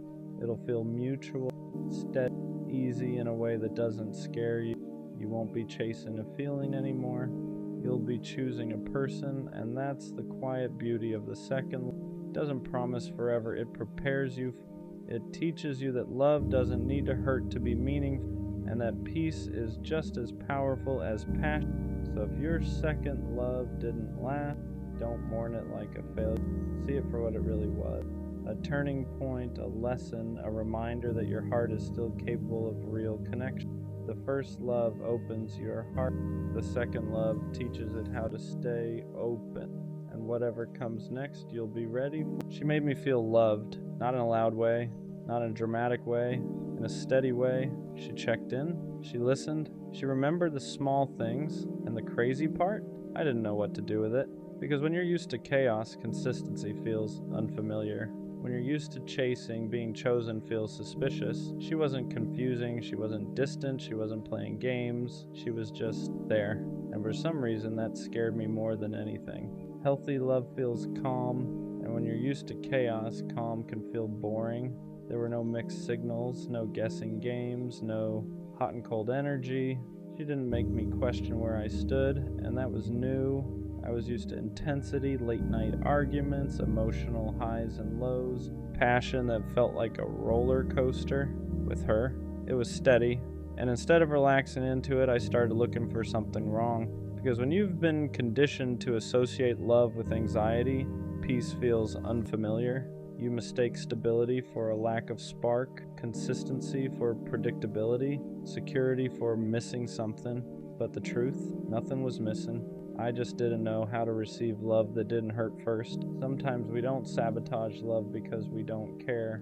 We sabotage it because we don't feel worthy of it. She showed up consistently, she communicated clearly, she didn't make me chase, and instead of feeling grateful, I felt exposed, because when someone loves you properly, they see you, not just the confident version, not just the charming version, the insecure parts too, the guarded parts, the parts that still haven't healed. And when you don't fully love yourself, being loved deeply feels uncomfortable. You start thinking, what if she realizes I'm not as solid as I seem? What if she expects more than I can give? What if I mess this up? So you create distance first, you act unsure, you slow down, you convince yourself the timing isn't right, not because she wasn't enough, but because you didn't feel like you were. I told myself it wasn't the right time, that I needed to focus on myself, that I wasn't in the right headspace, that something felt off, but if I'm being honest, nothing was off. I was just scared of being responsible for something real. Scared of being consistent, scared of not being able to hide behind confusion anymore. Because when someone loves you right, there's no chaos to blame, no mixed signals to point at, no drama to distract you. It's just clarity, and clarity means accountability. I couldn't say she didn't show up, she did. I couldn't say she wasn't serious, she was. So the only thing left to question was myself, and that's harder than walking away. You don't always realize what you had while you have it. Sometimes you realize it in the silence after, when the good morning texts stop, when the consistency disappears, when the calm you once questioned is suddenly gone. And that's when it hits. She wasn't boring, she was safe, she wasn't too available, she was intentional. She wasn't lacking spark, she just wasn't chaos. I confused stability with something missing because I was addicted to intensity. And now that it's quiet, I see it clearly. She wasn't asking for too much. She was offering exactly what I claimed I wanted, and the hardest part is realizing she didn't leave because she didn't care. She left because I hesitated. Growth doesn't always happen while you're in something good. Sometimes it happens after you lose it, after the silence, after the distance, after you sit alone with no one to blame but yourself. That's when reflection hits differently. You replay conversations, moments you brushed off, times she asked for reassurance and you gave her half answers, not because you didn't care, but because you weren't mature enough yet to handle something healthy. And the painful part, you finally become the version of yourself that she needed, clearer, more emotionally aware, more ready, but she's not there anymore. And that's the lesson. Sometimes the right person meets you at the wrong version of yourself, and losing them is what forces you to grow. Now the question is different. Do I reach back out, or do I let her have the peace I couldn't give her before because missing someone isn't the same as being ready for them? Regret can feel like growth, loneliness can feel like clarity, but are you actually different, or do you just miss how she made you feel? That's the part nobody talks about. It's easy to want someone back when you finally understand their value. It's harder to admit you might still not be the version they deserve. Reaching out isn't about easing your guilt. It's about being certain you won't repeat the same pattern. Because if she loved you right once, she deserves someone who can love her right back. And if that's finally you, then show up differently. If it's not, let her be loved properly by someone who was ready the first time. Being ready isn't about having your life perfect. It's about emotional responsibility. It's about being able to communicate without shutting down, being consistent without feeling trapped, being vulnerable without running when it gets real. I thought being ready meant having money right, career right, timing right, but she didn't need perfection. She needed presence. She needed reassurance without having to beg for it. She needed clarity without having to decode it. She needed someone who didn't confuse peace with boredom. And the truth, I wasn't emotionally disciplined enough. I like being loved, but I wasn't ready to love back at the same level. And that's the difference. Being ready means you don't just enjoy the love, you reciprocate it fully. Was losing her a mistake, or was it a lesson I had to learn the hard way? At first it felt like a mistake, like I let something rare slip through my hands, like I fumbled the one person who actually showed up right. But the more I sat with it, the more I realized something. If I wasn't ready, I would have hurt her eventually. Not intentionally, not maliciously, but through inconsistency, through hesitation, through emotional immaturity. And she didn't deserve that. Sometimes the loss isn't punishment, it's preparation. Preparation to become the version of yourself who doesn't run from healthy love, who doesn't confuse peace with boredom, who doesn't sabotage stability. Maybe she wasn't meant to stay forever. Maybe she was meant to show me what real love looks like, so I'd stop settling for less and stop being less. And that doesn't erase the regret, but it gives it meaning. Will she ever know how much she meant to me? Probably not in the way she deserved, because when she was loving me out loud, I was loving her quietly. When she was certain, I was unsure. When she was present, I was half in. And now that I finally understand her value, it's in hindsight. But here's what I do know. She raised my standard, not just for what I want, but for who I need to be. She showed me that love doesn't have to be chaotic to be real, that consistency isn't boring, that reassurance isn't weakness, that stability is rare, and maybe she'll never know how much she changed me. Maybe she'll never know that losing her is what forced me to grow. But one day, when I love someone the right way, fully, clearly, consistently, a part of that will be because of her, because she loved me right, even when I wasn't ready, and that's something I'll always respect. She said I wasn't man enough, and I won't lie, that one stuck, not because I believe it, but because when someone you love questions your masculinity, it hits somewhere deeper than regular criticism. It's not just about behavior, it's identity. It's everything you thought you were doing right suddenly being reframed as weakness. What does man enough even mean? Because I showed up, I communicated, I stayed loyal, I tried to fix things instead of run from them, but apparently that wasn't enough. Apparently being calm instead of aggressive was a problem. Apparently wanting to talk things through instead of shutting down made me soft. Apparently expressing emotion made me less of a man. And that's when I realized something dangerous. Some people confuse masculinity with dominance. They confuse emotional control with emotional absence. They confuse stability with weakness. And if that's the definition she was using, then maybe I was never supposed to fit it. But still, when she said it, it made me question myself. Because no matter how confident you are, words like that linger. They make you replay moments. They make you wonder if you should have been tougher, colder, less available, less understanding. And that's how toxic standards start reshaping you quietly.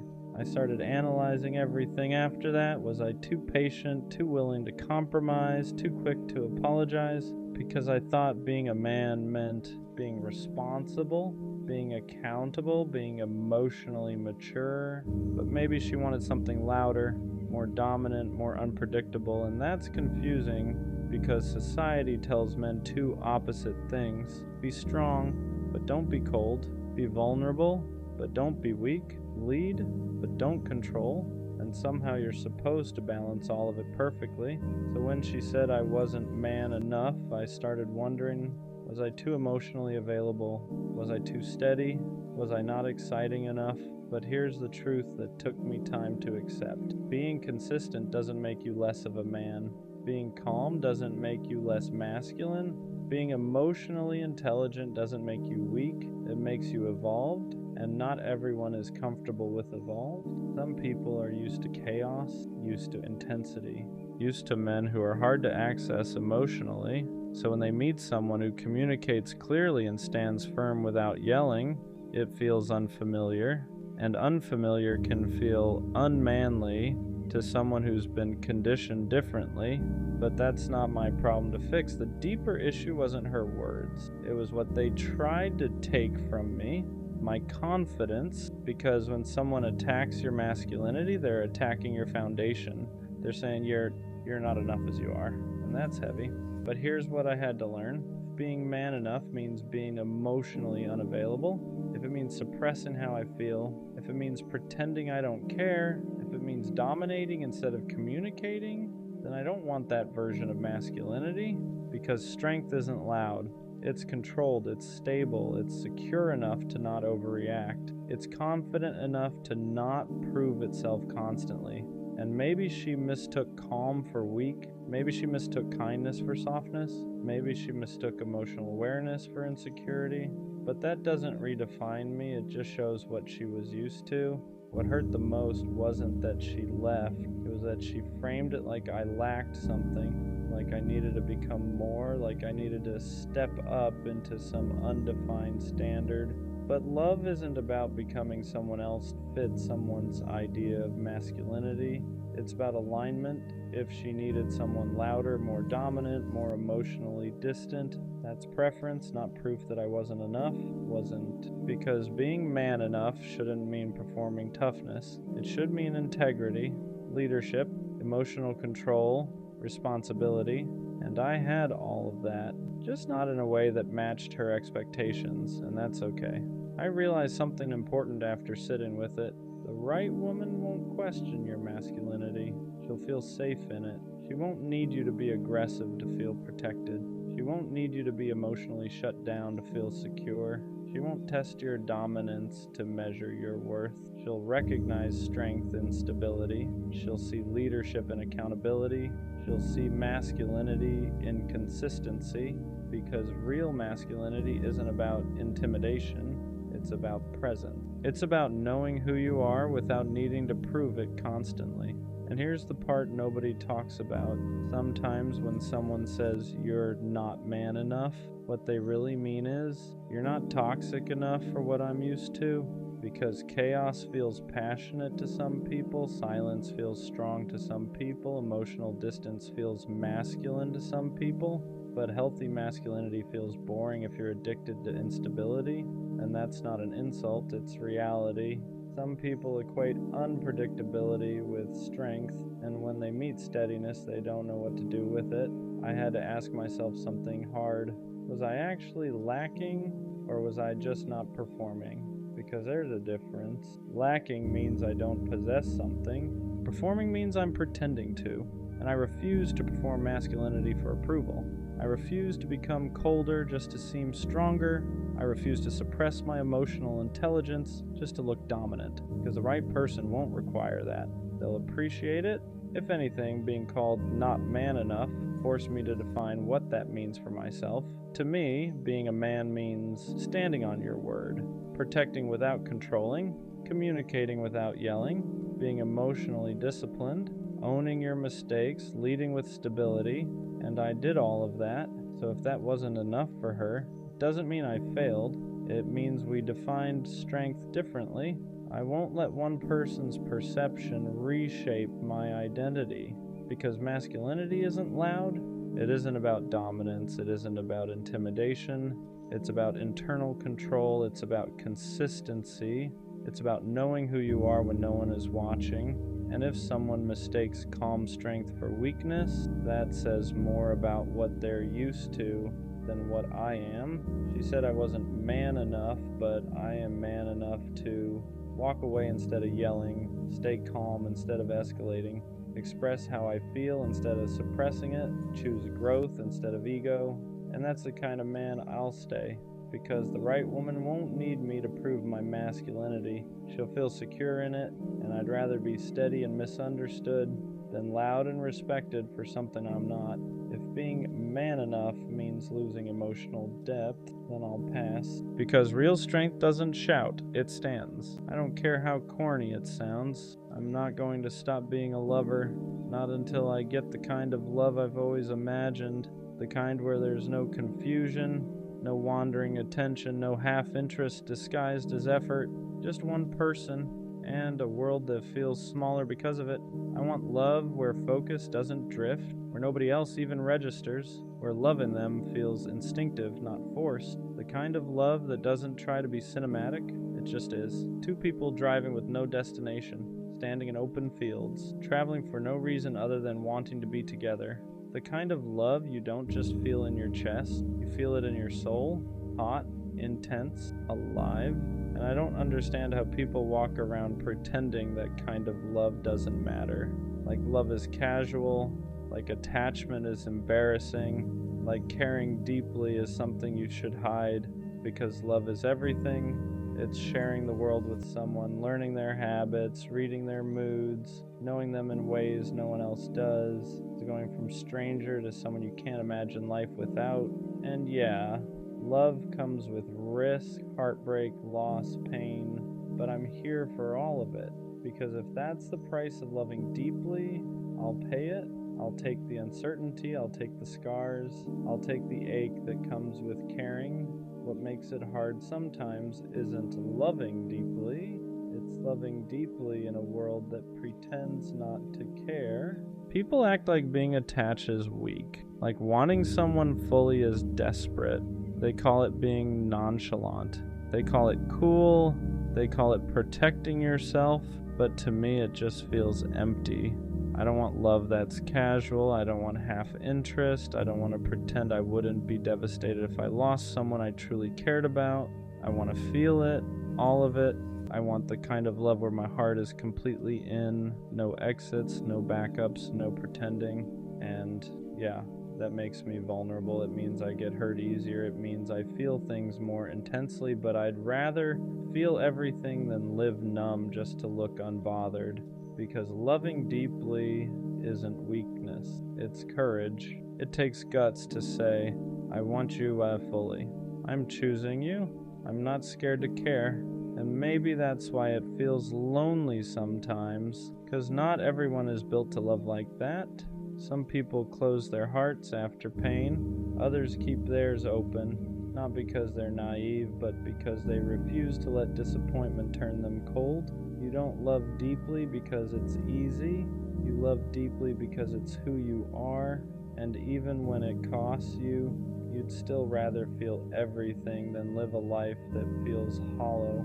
You already know how this can end. You know love can break you. You know it can leave scars. You know it can take pieces you don't get back. And still, you choose it. Not because you're reckless, not because you're desperate, but because a life without love feels smaller than a life with heartbreak. You're not chasing perfection, you're chasing connection. The kind that makes ordinary moments feel alive, the kind that makes the world feel louder and quieter at the same time. And once you've felt even a glimpse of that, you can't pretend you don't want it anymore. So yeah, you risk it again, you open your heart again, you believe again. Not because you forgot the pain, but because you decided it wasn't stronger than your capacity to love. Being a lover boy doesn't mean you ignore reality. It means you face it and still choose love anyway. You're not asking for perfection, you're asking for presence, for a love that feels mutual, chosen, clear. And wanting that doesn't make you unrealistic, it makes you honest. Because once you know how deeply you can love, you stop settling for anything that asks you to dim that fire. So, no, the lover boy in you isn't dying. He's just waiting. And when the right love finally arrives, he'll be ready. What people don't realize is how much strength it takes to stay soft in a world that rewards detachment. It's easier to act unbothered, easier to keep things light, easier to pretend you don't care that much. But you were never built that way. You don't love halfway, you don't feel quietly. When you care, it shows in your effort, in your loyalty, and how present you are. And that's exactly what people try to shame out of you. They tell you you're too much, too attached, too intense. Like love is something you're supposed to ration. So sometimes you wonder if you should change, if caring less would protect you, if closing off would finally make things easier. But every time you try, it feels wrong, because pretending not to care cost you more than heartbreak ever did. You don't want a love where you're constantly monitoring yourself, where you have to downplay your feelings to seem cool. You want a love where effort isn't embarrassing, where loyalty isn't laughed at, where wanting someone fully isn't treated like a flaw. And yes, that kind of love is rare, not because it doesn't exist, but because not everyone has the capacity for it. Some people love with caution, some love with conditions, some love with one foot out the door. You love with your whole chest, and that means when it ends, it hurts differently. You don't just lose a person, you lose the future you already pictured, the version of yourself that only existed with them. But even after that pain, you don't harden, you don't turn cold, you don't become bitter, you grieve, and then you stay open. Not because you're naive, but because you understand something others don't. Love isn't dangerous, avoidance is. A life spent protecting yourself from ever being hurt is a life spent never being fully alive. So you keep choosing love, even when it costs you, even when it scares you. Because being a lover was never about guarantees, it was about courage. And no matter how many times the world tells you to be smaller, to care less, to guard your heart, you don't. Because the lover boy in you knows one truth: a heart that can love deeply is never something to be ashamed of. People who love like you often feel out of place, not because there's something wrong with them, but because the world isn't built for hearts that don't know how to love halfway. You walk into spaces where everyone is guarding themselves, where effort is calculated, where caring too much is treated like a mistake you should have learned from by now. And you can feel it, the hesitation, the emotional distance, the way people keep one foot out the door just in case. Meanwhile, you're standing there ready to choose someone fully if they'd just meet you halfway. That contrast can feel isolating. You start wondering if you're outdated, if your way of loving belongs to another time, another kind of world, because it feels like everyone else is playing it safe while you're still willing to risk your heart, and that makes you stand out. Not loudly, but deeply. You don't bond casually, you don't talk just to fill silence. When you connect, you notice things others miss, you remember details people forget, you show up in ways that don't disappear easily, and that kind of presence can be uncomfortable for people who aren't ready to be seen that closely. So they pull back, they joke about you caring too much. They call your intensity a lot, not because it is, but because they don't know how to match it. That's the part that hurts, realizing you're not too much, you're just too deep for people who only know how to skim the surface. You don't want love that feels convenient, you want love that feels intentional. You don't want someone who chooses you when it's easy. You want someone who chooses you because they mean it. And yeah, that narrows the field. It means you'll feel alone sometimes. It means you'll walk away more than you stay. It means you won't fit everywhere. But fitting everywhere was never the goal. Belonging was. The lover boy in you isn't broken because he doesn't blend in. He just hasn't found the place where his kind of love is spoken fluently. And when he does, it won't feel like standing out anymore. It'll feel like coming home. Loving this deeply almost always comes with loneliness first. Not because you're doing something wrong, but because alignment takes time. When you love with your whole heart, you don't rush into anything just to feel chosen. You don't settle for attention that fades. You don't accept half presence just to avoid being alone. And that means there are stretches where it feels like everyone else has someone and you don't. You watch people pair up quickly, jump from connection to connection, call it love because it fills the space, and sometimes you wonder if you're being too patient, too selective, too unwilling to compromise. But deep down, you know the truth.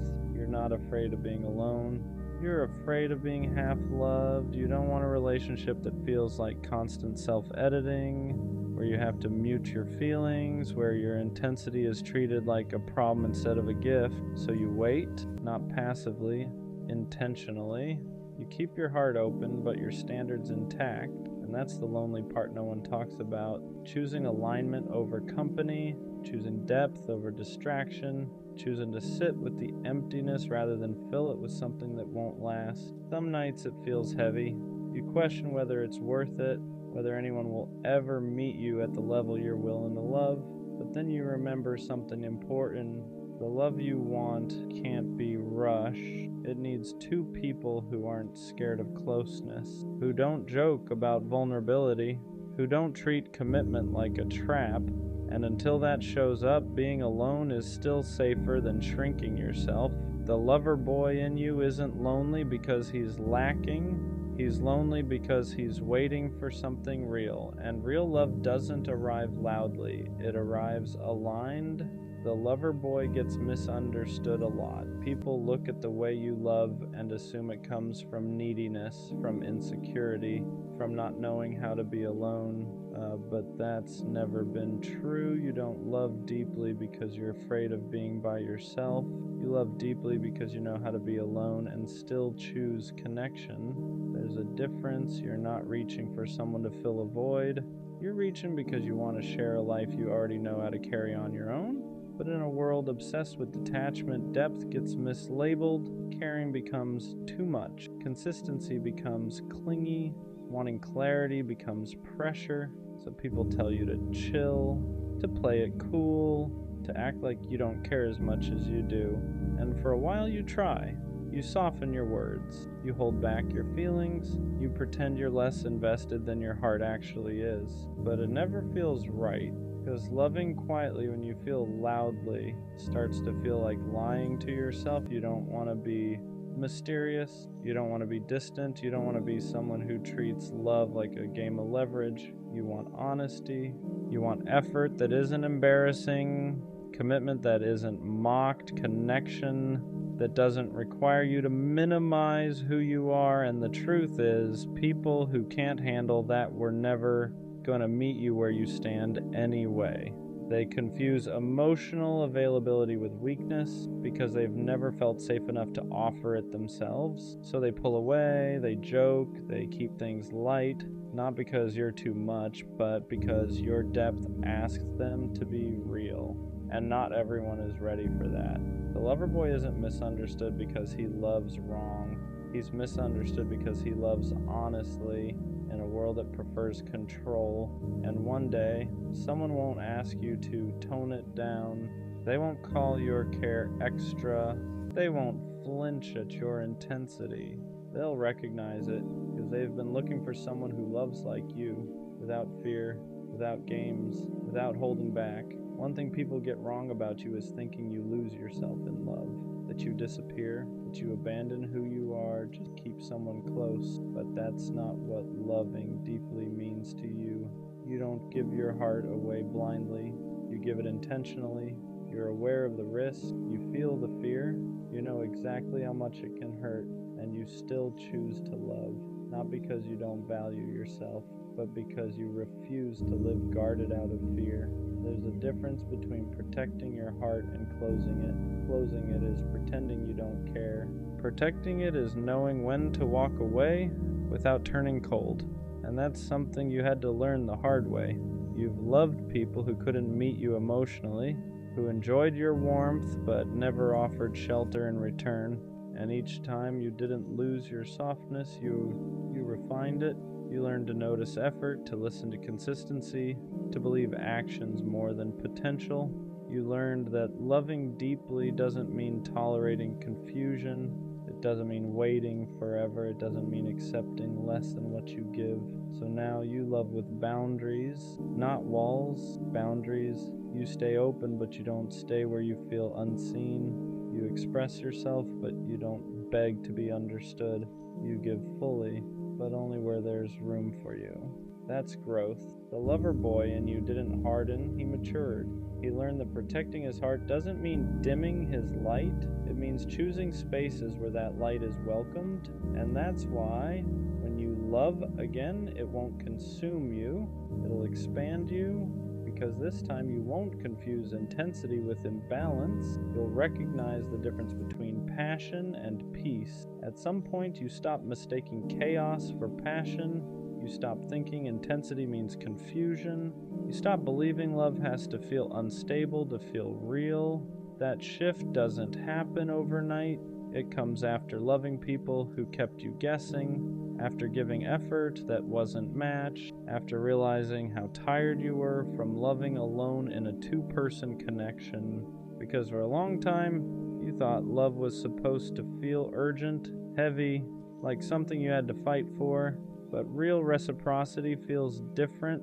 It doesn't spike your anxiety. It doesn't make you question your place. It doesn't leave you replaying conversations or wondering if you asked for too much. Mutual love feels calm, not boring, steady. It feels like someone meeting your effort without keeping score, like someone choosing you without needing to be convinced. And at first, that kind of love almost feels unfamiliar because you're used to proving yourself, used to earning attention, used to being the one who cares more. So when someone shows up consistently, communicates clearly, and doesn't flinch at your depth, your body has to unlearn the chaos. You have to remind yourself that peace doesn't mean lack of passion. It means safety. You don't feel smaller around them. You don't feel like you're too much. You don't feel like you need to dim anything. Your intensity doesn't scare them. It reassures them. And that's when it clicks. Love was never supposed to feel like survival. It was supposed to feel like partnership. The lover boy doesn't stop loving deeply. He just stops loving unevenly. He stops pouring into places that don't pour back. He stops calling inconsistency timing, stops calling confusion chemistry, stops calling bare minimum effort. Because once you've tasted reciprocity, you can't go back. You can't unfeel what it's like to be met where you stand. And that's when loving deeply finally feels light. Loving deeply doesn't disappear. It just becomes selective. After everything you've felt, everything you've learned, you don't stop wanting connection. You stop giving it away too easily. You don't rush anymore. Not because you're guarded, but because you understand your capacity. You know how much you give, how present you are, how deeply you attach, and you're careful about where that kind of love lands. That doesn't mean you're closed off. It means you're intentional. You don't entertain mixed signals. You don't romanticize inconsistency. You don't chase potential while ignoring reality. You pay attention now to effort, to follow through, to how someone shows up when things are calm, not just when things are exciting. Because you've learned that real love isn't proven in intensity alone. It's proven in consistency, and the people who are right for you won't be intimidated by that. They won't feel pressured by your depth. They won't joke about you caring too much. They won't need you to shrink to make them comfortable. They'll respect the way you love because they love the same way. That's the shift. You're not asking for more than before. You're just no longer accepting less. You still want closeness, still want loyalty, still want that kind of connection where the world feels quieter because someone chose you fully. But now you're patient with people, not with uncertainty. You're open to love, not to confusion. And that's how the lover boy grows. Not into someone colder, but into someone clearer. Someone who knows that loving deeply isn't about giving your heart to everyone who shows interest. It's about giving it to someone who knows how to hold it. Before the right love shows up, the lover boy is usually alone for a while. Not because he can't find connection, but because he refuses to force it. He's learned what happens when you fill space just to avoid loneliness, how quickly comfort turns into compromise, how easy it is to lose yourself when you accept something that doesn't fully meet you. So he chooses solitude instead, and solitude teaches him things love never could. It shows him who he is without anyone else's expectations, without adjusting his emotions, without holding back his intensity to make someone stay. He learns how to sit with himself, how to enjoy quiet, how to be fulfilled without external validation. And that's important because when you know how to be alone, you stop accepting love that feels like abandonment in disguise. During this time, he doesn't become detached, he becomes clear about what drains him, clear about what feels safe, clear about the kind of love that actually aligns with who he is. He stops craving attention, stops mistaking chemistry for compatibility, stops confusing being wanted with being understood. And yes, some days are heavy. He still wants connection, still imagines sharing moments with someone, still feels that pull toward closeness. But the difference now is that he won't trade his peace for proximity. He knows the right love won't require him to chase, won't ask him to question his worth, won't make him feel like he has to earn care. So he waits, not anxiously, not desperately, but confidently, because he understands something now. Being alone isn't a punishment. It's preparation. It's a space where he becomes exactly the version of himself the right love will recognize immediately. And when that love finally arrives, it won't feel like relief. It'll feel familiar. The lover boy was never naive. He knew what love could cost him. He knew how deeply it could hurt. He knew it could break him, leave marks he'd carry for years, and he chose it anyway. Not because he didn't understand the risk, but because a life without love felt smaller than a life with scars. For a long time, he thought loving this way was a flaw, something he'd eventually outgrow, something pain was supposed to cure, but it never did. Every heartbreak slowed him down, made him more careful, more aware, but it never killed that part of him that wanted connection, because loving it deeply was never a phase. It was part of his design. He wasn't meant to love casually. He wasn't built for half interest or emotional distance. He was built to choose one person and mean it. That's why it hurt more. That's why waiting felt heavier. That's why walking away took courage. But all of it shaped him. It taught him boundaries without bitterness, standards without arrogance, patience without self-abandonment. So now, when he looks back, he doesn't regret loving the way he did. He doesn't regret caring too much. He doesn't regret believing. He doesn't regret wanting something rare, because one day someone will meet him in that same place. They won't flinch at his intensity. They won't joke about his softness. They won't treat his loyalty like it's replaceable. They'll recognize it. And when that happens, everything will feel different. No anxiety, no confusion, no wondering where he stands, just clarity, effort that feels mutual, love that feels chosen, connection that doesn't require him to dim anything, and suddenly all the waiting makes sense. Not because it was easy, Dios, but because it protected him from settling for less than he was capable of giving. So no, the lover boy doesn't die, he doesn't disappear, he doesn't harden into someone unrecognizable. He just learns who deserves him, and when the right love finally arrives, he won't have to prove anything. He'll simply be met, and that's all he ever wanted. Leave her alone, bro. Not because you stopped caring, but because you cared longer than you should have. You gave her chances when she gave you confusion. You gave her patience when she gave you mixed signals. You showed up consistently while she showed up only when it was convenient. And the hardest part to admit isn't that she didn't choose you, it's that you kept choosing her even when she made it clear you weren't a priority. You stayed solid, you stayed available, you stayed hoping one day she'd wake up and finally see you the way you saw her, hoping one day she'd match your effort, your energy, your care, but she didn't, not because you weren't enough, but because she was comfortable. She liked knowing you were there, she liked the attention, the validation, the way you made her feel wanted, but she never wanted to give that same certainty back. You weren't her first choice, you were her safety net, her backup plan, her just in case. And staying in that position slowly destroys you. You start questioning yourself, start wondering if you're asking for too much, start lowering your standards just to keep her around. You tell yourself,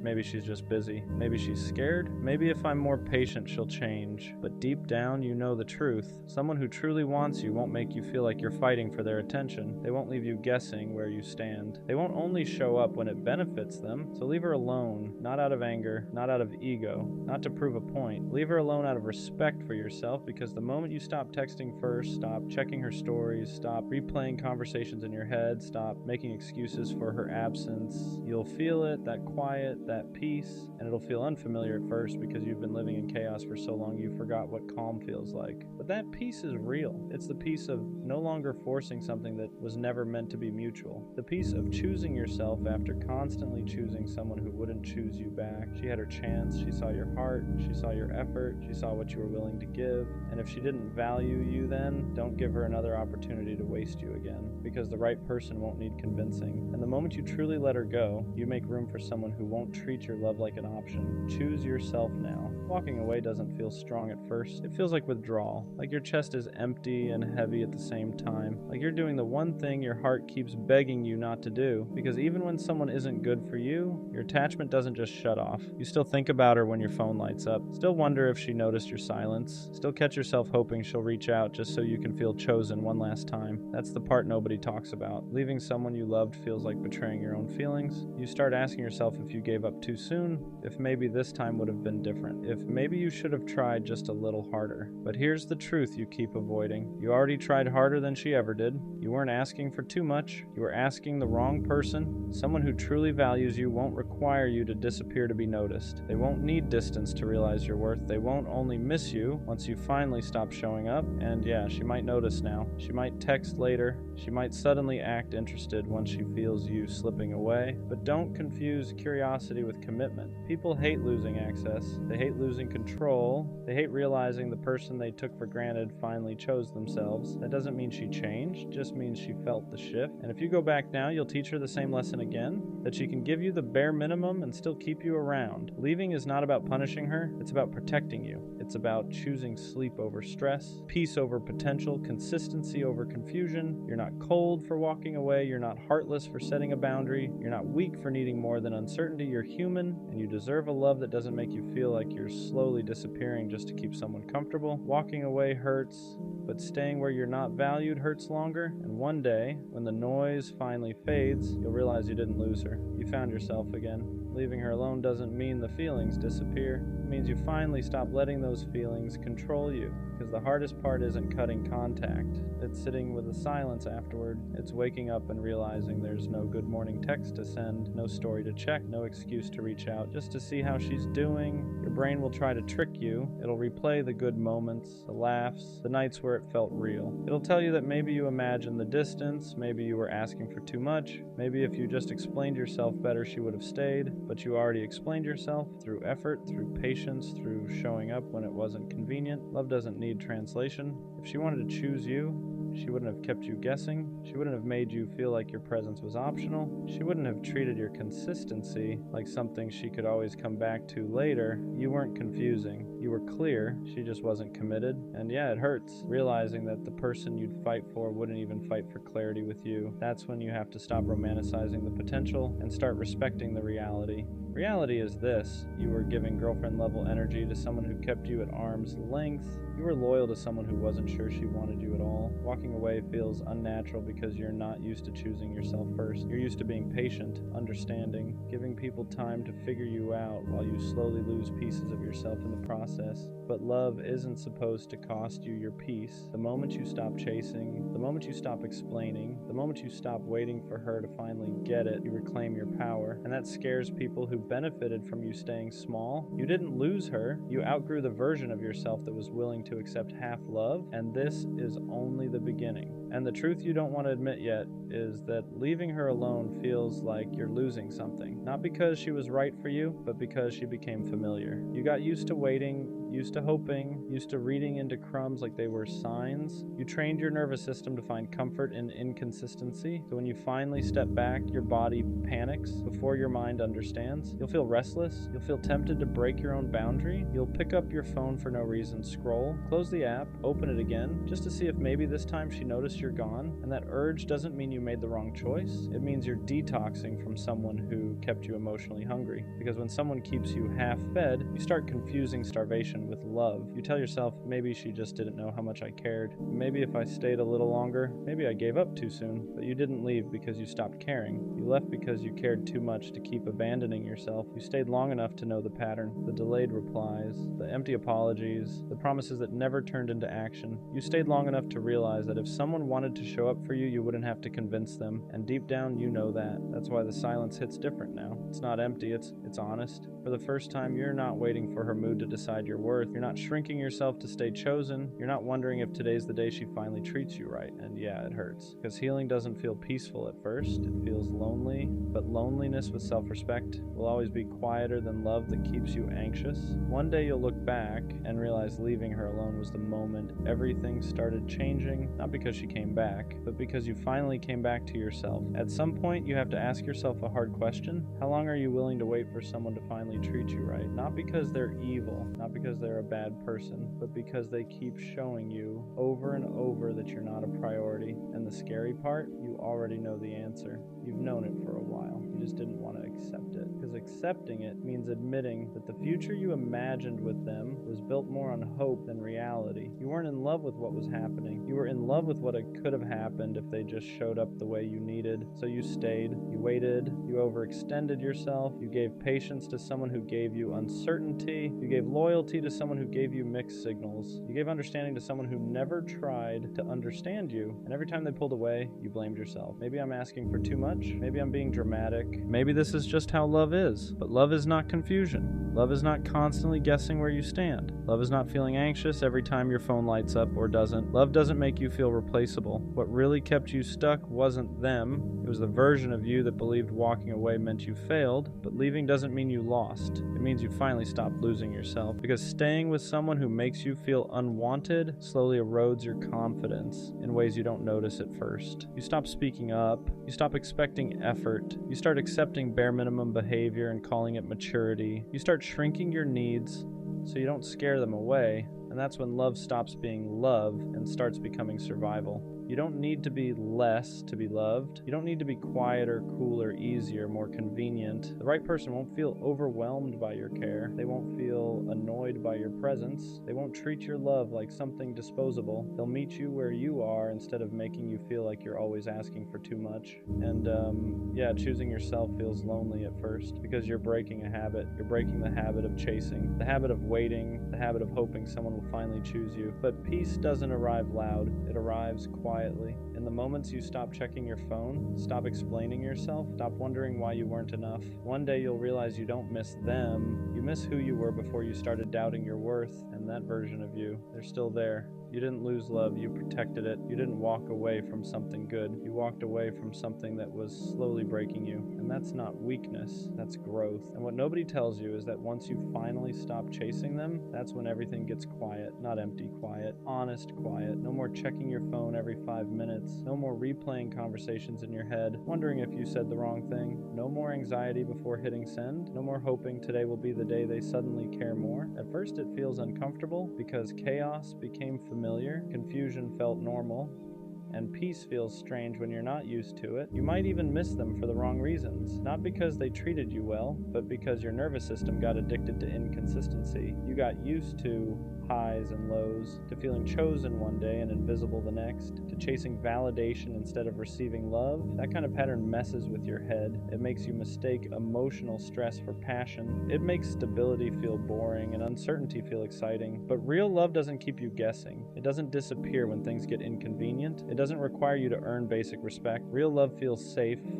Not dull, not dramatic, safe. And when you finally step away, you start noticing things you ignored before. How drained you were, how much energy you poured into someone who barely poured back, how often you made excuses for behavior that hurt you. You start realizing how much love you actually have to give, how deeply you care, how loyal you are when you choose someone. And instead of feeling ashamed of that, you begin to see it as strength, because one day, someone will meet that energy without hesitation. They won't flinch when you care deeply. They won't pull away when things get real. They won't make you feel like you're asking for too much just by being yourself. They'll choose you without you having to beg. They'll show up without being reminded. They'll make you feel wanted without confusion. And when that happens, you'll look back at the version of you who stayed too long, and you won't feel regret. You'll feel proud that you learned, proud that you walked away, proud that you chose peace over potential, because letting go wasn't the end of your story. It was the moment you finally made space for something better. At some point, you have to accept a hard truth. If they wanted to show up, they would have. If they cared the way you cared, you wouldn't be confused. You wouldn't be questioning where you stand. You wouldn't be asking strangers for advice just to understand their silence. Love isn't subtle. Effort isn't hidden. Interest doesn't need decoding. When someone wants you in their life, they make space, not excuses, not delays, not half responses at midnight when they're bored.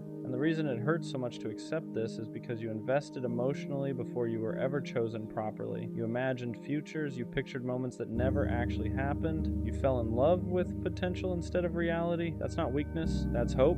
But hope becomes dangerous when it keeps you stuck, when it convinces you to stay loyal to someone who treats you like an option. When it makes you believe that patience will eventually turn into priority, it won't. People don't suddenly wake up and value you after months of showing you they don't. They don't magically learn how to love you correctly once they realize you'll stay no matter what. If anything, they learn they don't have to try. And that's why walking away feels so heavy, because you're not just letting go of them. You're letting go of the version of the future you created in your head. You're grieving something that never fully existed. That kind of loss is real. You'll miss the idea of them more than the person. You'll miss what you hoped they'd become, not what they actually showed you. And that's okay. Healing doesn't mean pretending it didn't matter. It means being honest about why it did and still choosing yourself anyway. You don't need closure from someone who couldn't communicate. You don't need answers from someone who avoided accountability. Their behavior already told you everything. Silence is an answer. Distance is a decision. Inconsistency is a choice. And once you stop chasing clarity from people who benefit from your confusion, you start reclaiming your power. You stop over-explaining. You stop proving your worth. You stop shrinking yourself to fit someone else's comfort. You realize you were never asking for too much. You were just asking the wrong person. And when that finally sinks in, you don't become bitter, you become selective. You start protecting your heart the same way you used to give it away. You start choosing peace over chaos, consistency over excitement, respect over attachment. Let them go, not because they're a bad person, but because they weren't your person. And the moment you truly accept that is the moment your life starts opening up in ways you couldn't see before. And the craziest part is, once you stop chasing them, you start noticing how quiet it gets. Not the painful kind of quiet, but the kind where your nervous system finally gets a break. No more checking your phone every 5 minutes. No more rereading old messages trying to find meaning. No more wondering if today will be the day they suddenly choose you. You realize how much energy you were burning just trying to feel secure with someone who never offered stability. That constant anxiety, that wasn't love. That was your intuition fighting against your attachment. Real love doesn't leave you guessing. It doesn't make you feel disposable. It doesn't require you to abandon yourself just to stay connected. And yeah, letting go hurts at first. There's withdrawal. There's nights where you want to reach out, where your fingers hover over their name, where you almost convince yourself to send that one last message. But every time you don't, you build a little more self-respect. You start realizing how much of yourself you gave away to someone who never protected your heart the way you protected theirs. You weren't asking for perfection. You were asking for presence. You were asking for effort. You were asking to matter. And one day someone will meet you where you are without you having to beg, explain, or wait. They won't make you feel like you're too much. They won't make you feel like you're replaceable. They won't make you question your value in moments of silence. But you don't get to that person if you keep clinging to the ones who treat you like an option. So let this be the moment you choose differently. Not out of bitterness, not out of revenge, but out of self-respect. Because the version of you that keeps chasing people who don't choose you deserves rest. And the version of you that finally walks away is the one that makes room for something real. A lot of people don't talk about how hard it is to walk away from someone you still care about, not because you don't see the red flags, but because you remember the good moments too clearly. You remember who they were in the beginning, the version of them that felt safe, the version that made you feel wanted, chosen, important, and you keep hoping that version will come back. That's what keeps you stuck. Not love, hope. Hope that if you wait a little longer, if you explain yourself one more time, if you give just a bit more patience, they'll finally show up the way you need them to. But hope can be dangerous when it's attached to someone who keeps proving they're not willing or ready to meet you halfway. Because every time you ignore their actions and listen to their potential instead, you teach yourself that your needs are negotiable. You start accepting inconsistency as normal, mixed signals as effort, bare minimum as love, and slowly, you stop recognizing yourself. You become quieter, more anxious, more forgiving than you should be. You start blaming yourself for their lack of effort. Maybe I asked for too much. Maybe I'm overreacting. Maybe this is just how relationships are. But deep down, you know the truth. Love isn't supposed to feel like constant confusion. It isn't supposed to drain you more than it fills you. And it definitely isn't supposed to make you feel alone while you're still technically with someone. That's when you have to be honest with yourself. Not about how much you love them, but about how much staying is costing you. Because loving someone shouldn't mean losing yourself in the process. And what hurts the most is realizing that you were willing to do the hard things for someone who wouldn't even do the simple ones. You showed consistency, they showed convenience, you communicated your feelings, they avoided uncomfortable conversations, you stayed when things got messy, they pulled away the moment effort was required, and yet you still questioned yourself, you still wondered if you were the problem, if you were asking for too much, if you were expecting love the wrong way. But love isn't complicated like that. People make time for what matters to them. They protect what they value. They don't leave you guessing where you stand. The truth is, some people don't lose you because they don't care. They lose you because they never learned how to care properly. They want connection without responsibility, attention without commitment, love without effort.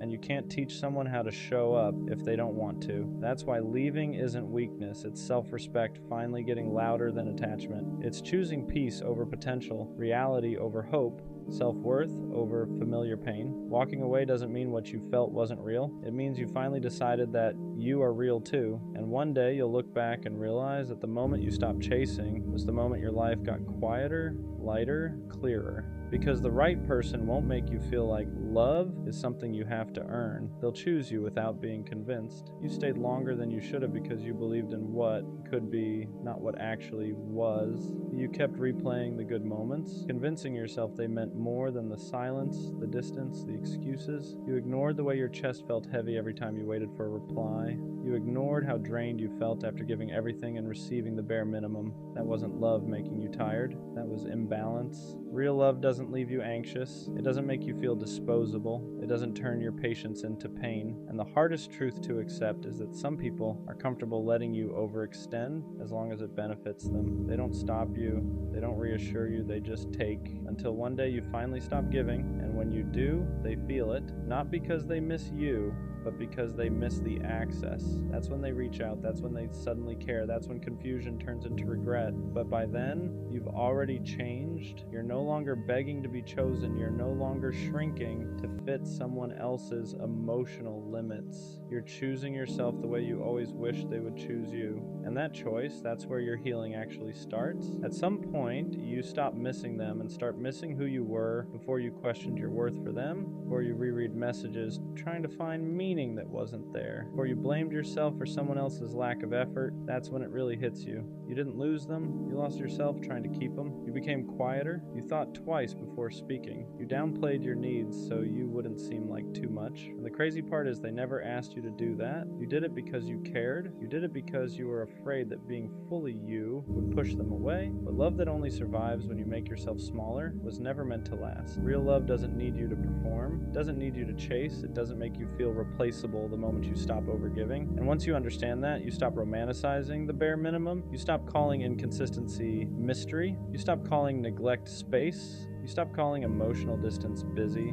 You see it for what it really was. Someone enjoying your presence without respecting your heart. That realization hurts, but it also frees you, because now you know you're not asking for too much. You were just asking the wrong person. And the next time someone comes along, you won't beg them to stay. You'll watch how they show up. You'll notice how they choose you without being asked, and if they don't, you'll walk away sooner. Not because you don't care, but because you finally do. And there comes a point where the pain shifts. It's no longer about missing them. It's about realizing how much of yourself you gave away just to keep them comfortable. You start remembering moments where you stayed quiet even though something hurt. Moments where you said, "It's fine," when it really wasn't. Moments where you lowered your standards because you didn't want to seem demanding. You replay conversations in your head and notice how often you explained yourself, how often you justified their behavior, how often you made excuses for why they couldn't show up the way you needed, and that's when it finally clicks. You were never asking for too much. You were asking the wrong person to do what they were never willing to do. You weren't needy. You were neglected. You weren't overthinking. You were being given mixed signals. You weren't insecure. You were emotionally starved. And once you see that, you can't unsee it. You realize how exhausting it was to love someone who only showed up halfway, how draining it was to constantly wonder where you stood with them, how heavy it felt to care more than you were cared for. That kind of love doesn't make you feel safe. It keeps you anxious. It keeps you waiting. It keeps you stuck in a cycle of hoping they'll change while slowly losing yourself. And the saddest part, they benefited from your patience, from your loyalty, from your willingness to stay even when it hurt. You don't get rewarded for suffering in silence. You don't get love by proving how much pain you can tolerate. Love is supposed to feel steady. It's supposed to feel mutual. It's supposed to feel like effort is being met with effort, not excuses. So choosing yourself isn't selfish. It's necessary. It's deciding that you won't keep pouring into someone who leaves you empty. It's realizing that peace feels better than chasing potential that never becomes real. And when you finally choose yourself, you don't become cold. You become clear. Clear about what you deserve. Clear about what you won't accept again. Clear about the fact that the right person won't make you question your value in the first place. After you choose yourself, something strange happens. The noise quiets down. Your phone feels lighter. Chest doesn't feel so tight all the time. You stop waking up with that anxious feeling,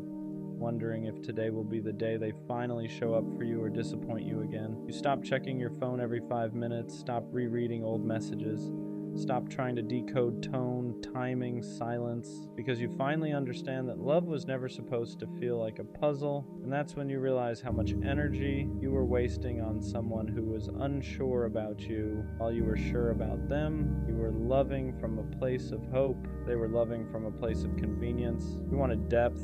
They wanted access. You wanted consistency. They wanted control without responsibility. And once you step back, you see how one-sided it really was. You notice how you were always the one adjusting, always the one compromising, always the one reaching out first, always the one trying to keep things alive. That's not love. That's survival mode. Real love doesn't make you feel disposable. Doesn't make you feel like you're asking for too much just for wanting basic respect. And here's the hardest truth to accept. Potential means nothing without effort. You weren't in love with who they were.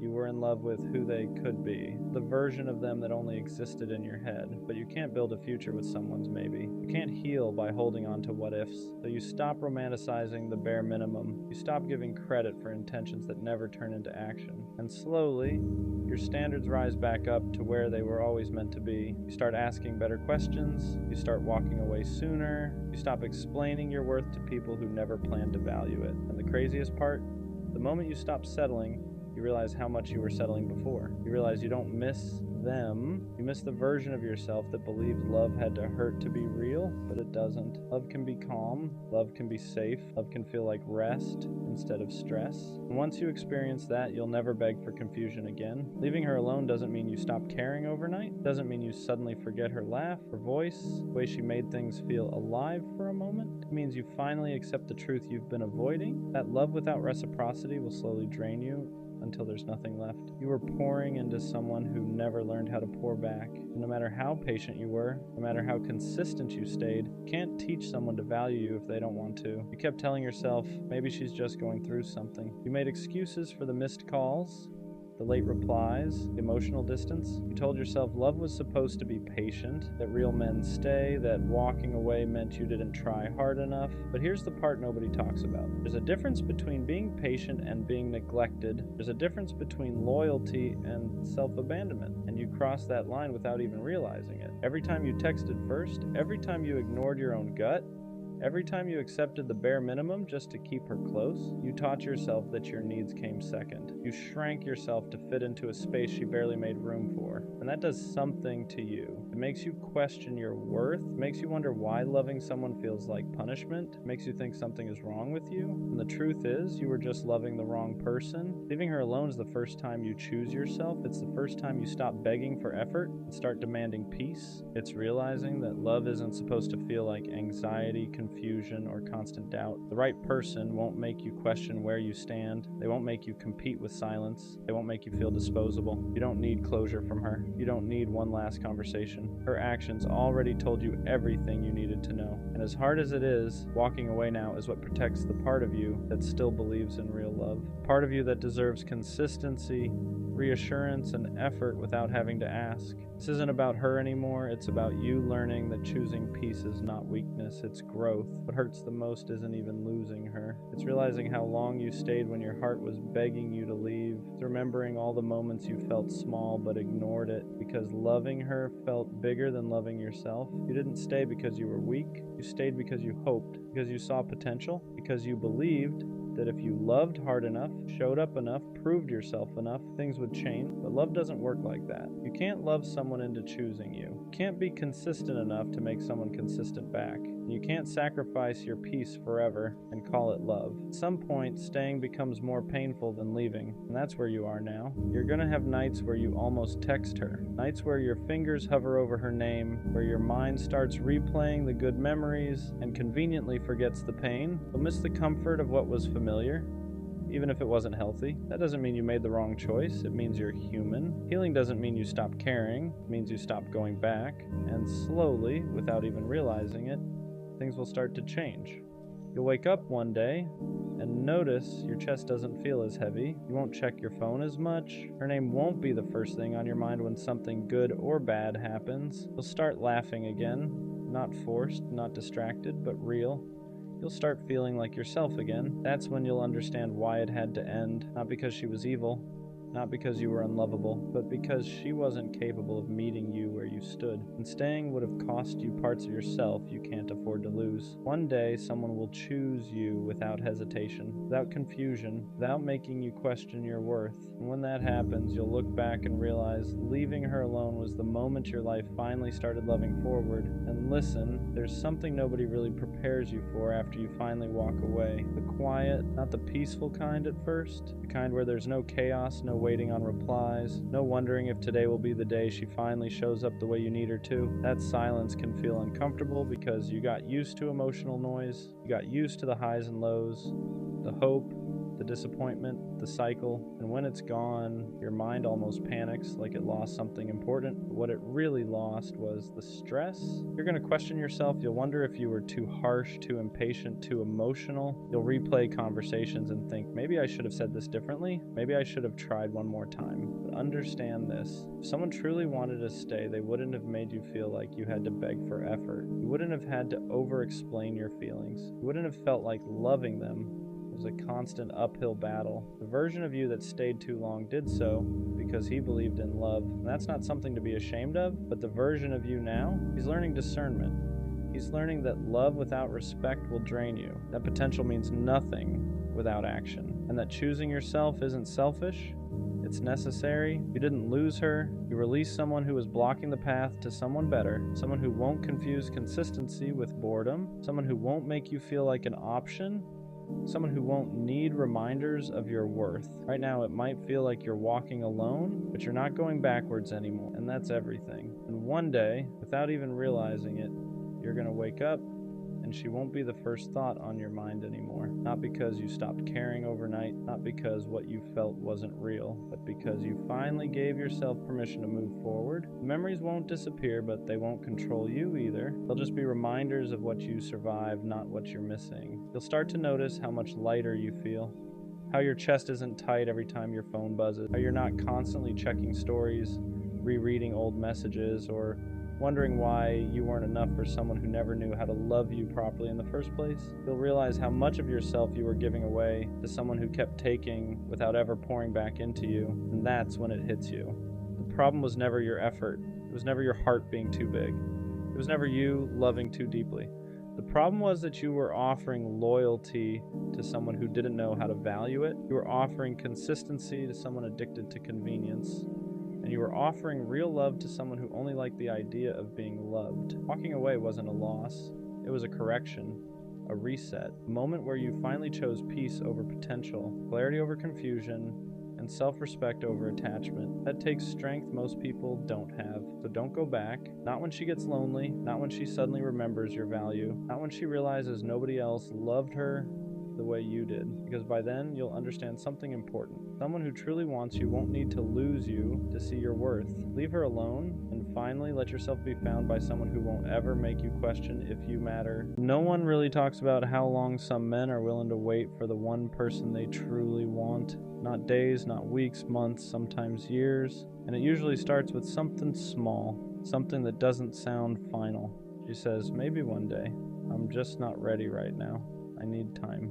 And he hears that like it's a promise, like it means not now doesn't mean never, so he holds on to those words, replays them, builds hope around them, and he waits. He doesn't make it obvious, he doesn't beg, he doesn't pressure, he waits quietly, patiently, convincing everyone, including himself, that he's fine, because when a man sees you in his future, when he's already chosen you in his heart, waiting feels easier than letting go. He tells himself she's healing. She's figuring things out. She'll come back when she's ready.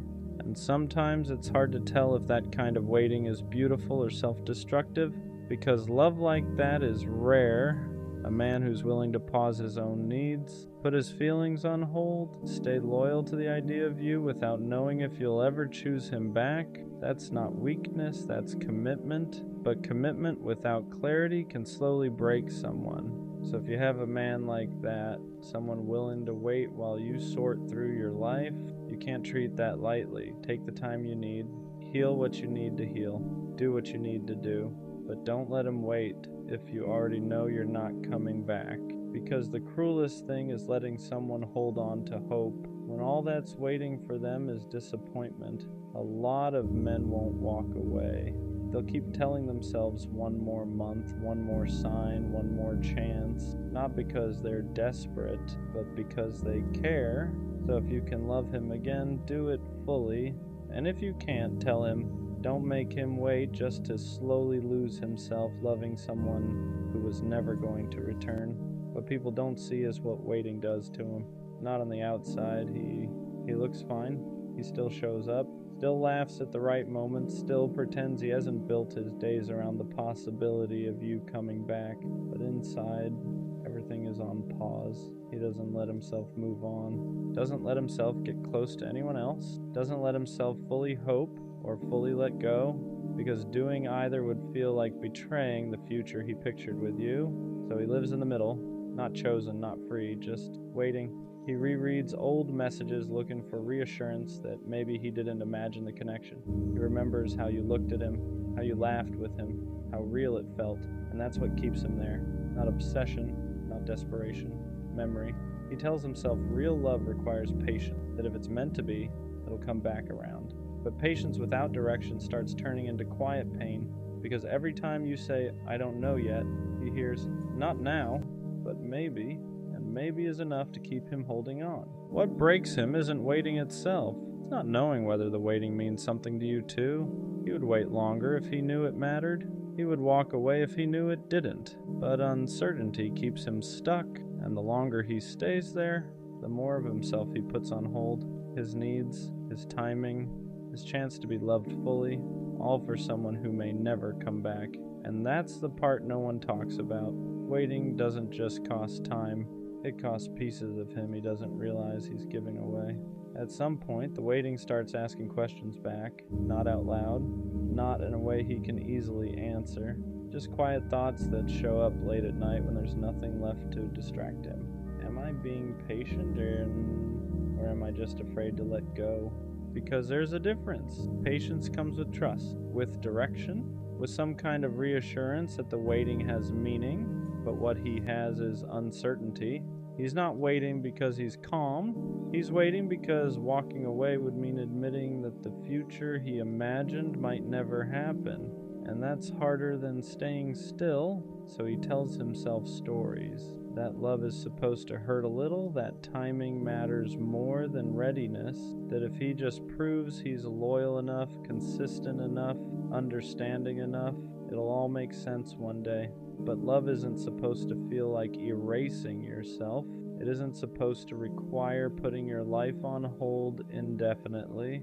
It isn't supposed to make you question whether your needs matter at all. Still, he stays. His hope is quiet, but it's persistent. It whispers things like, she'll come back. She just needs time. It'll be worth it.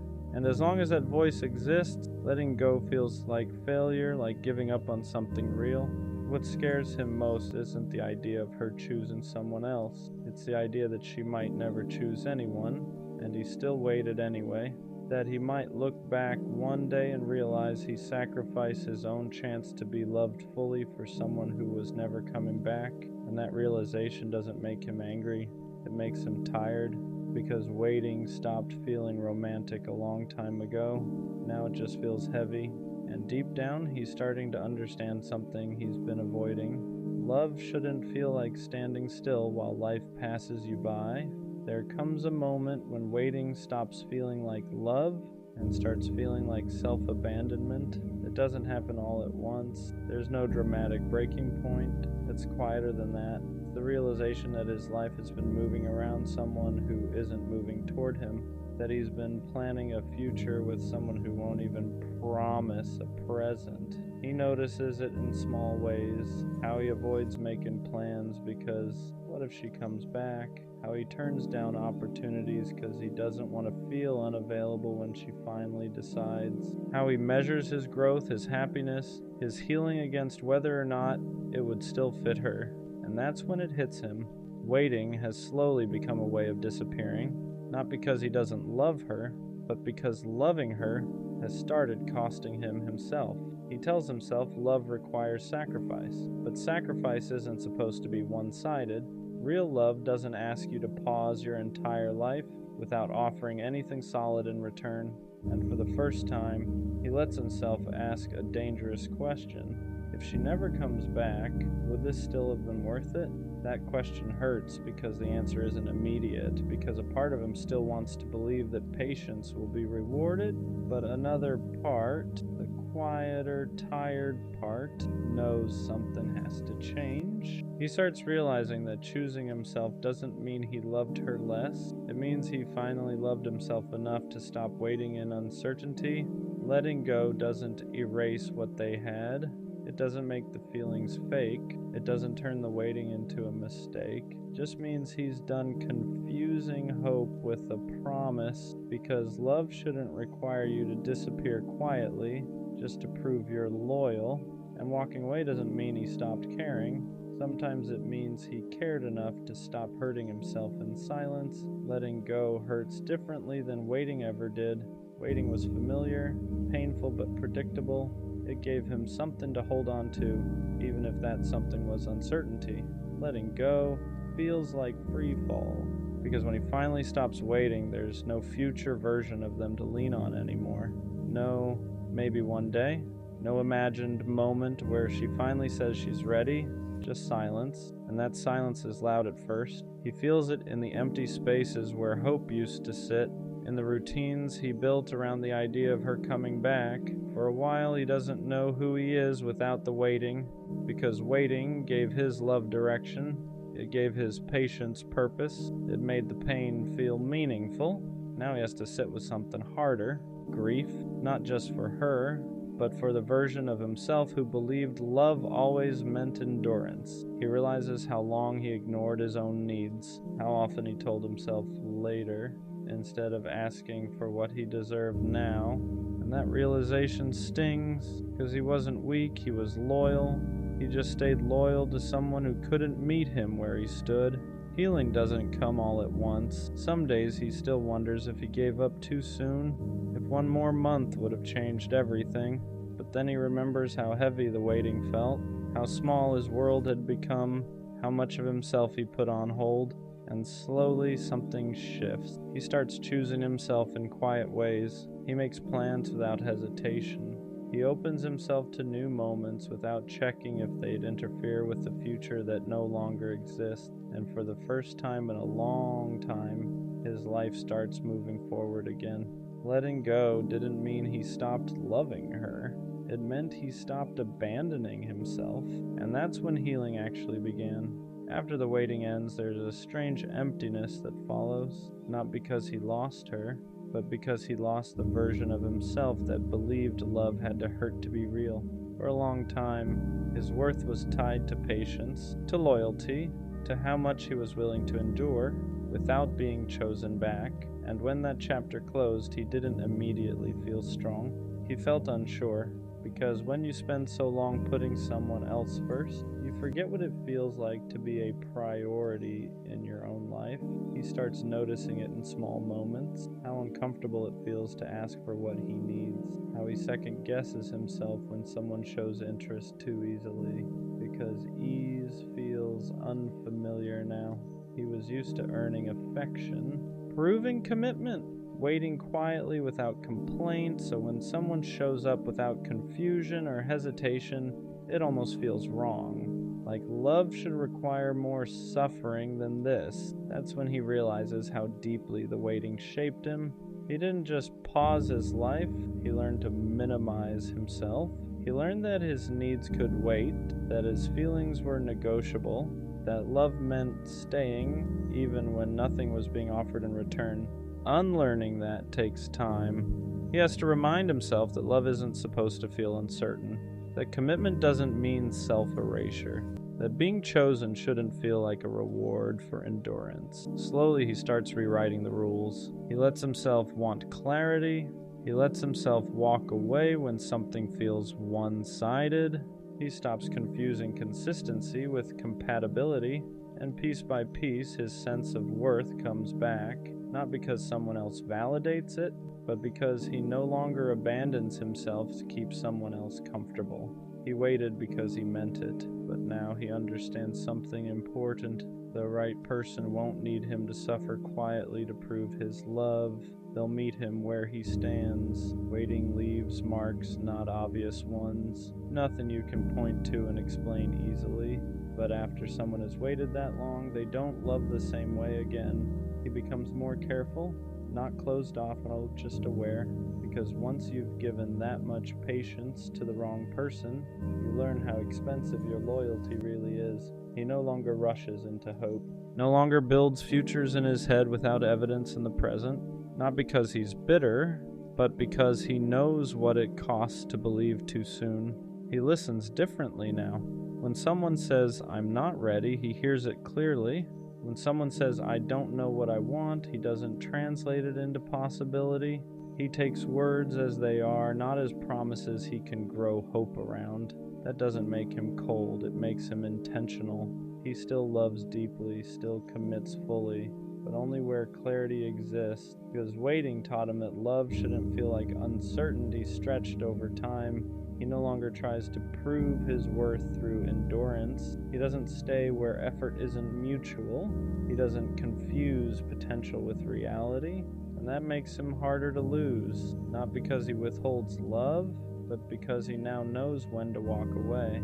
He understands that choosing someone means choosing himself too. That real connection doesn't ask him to pause his life indefinitely. Doesn't ask him to suffer quietly just to stay loyal. Waiting didn't break him, it refined him. It taught him what love isn't, though he could finally recognize what it is. And when he loves again, it won't be out of fear of losing. It will be out of certainty.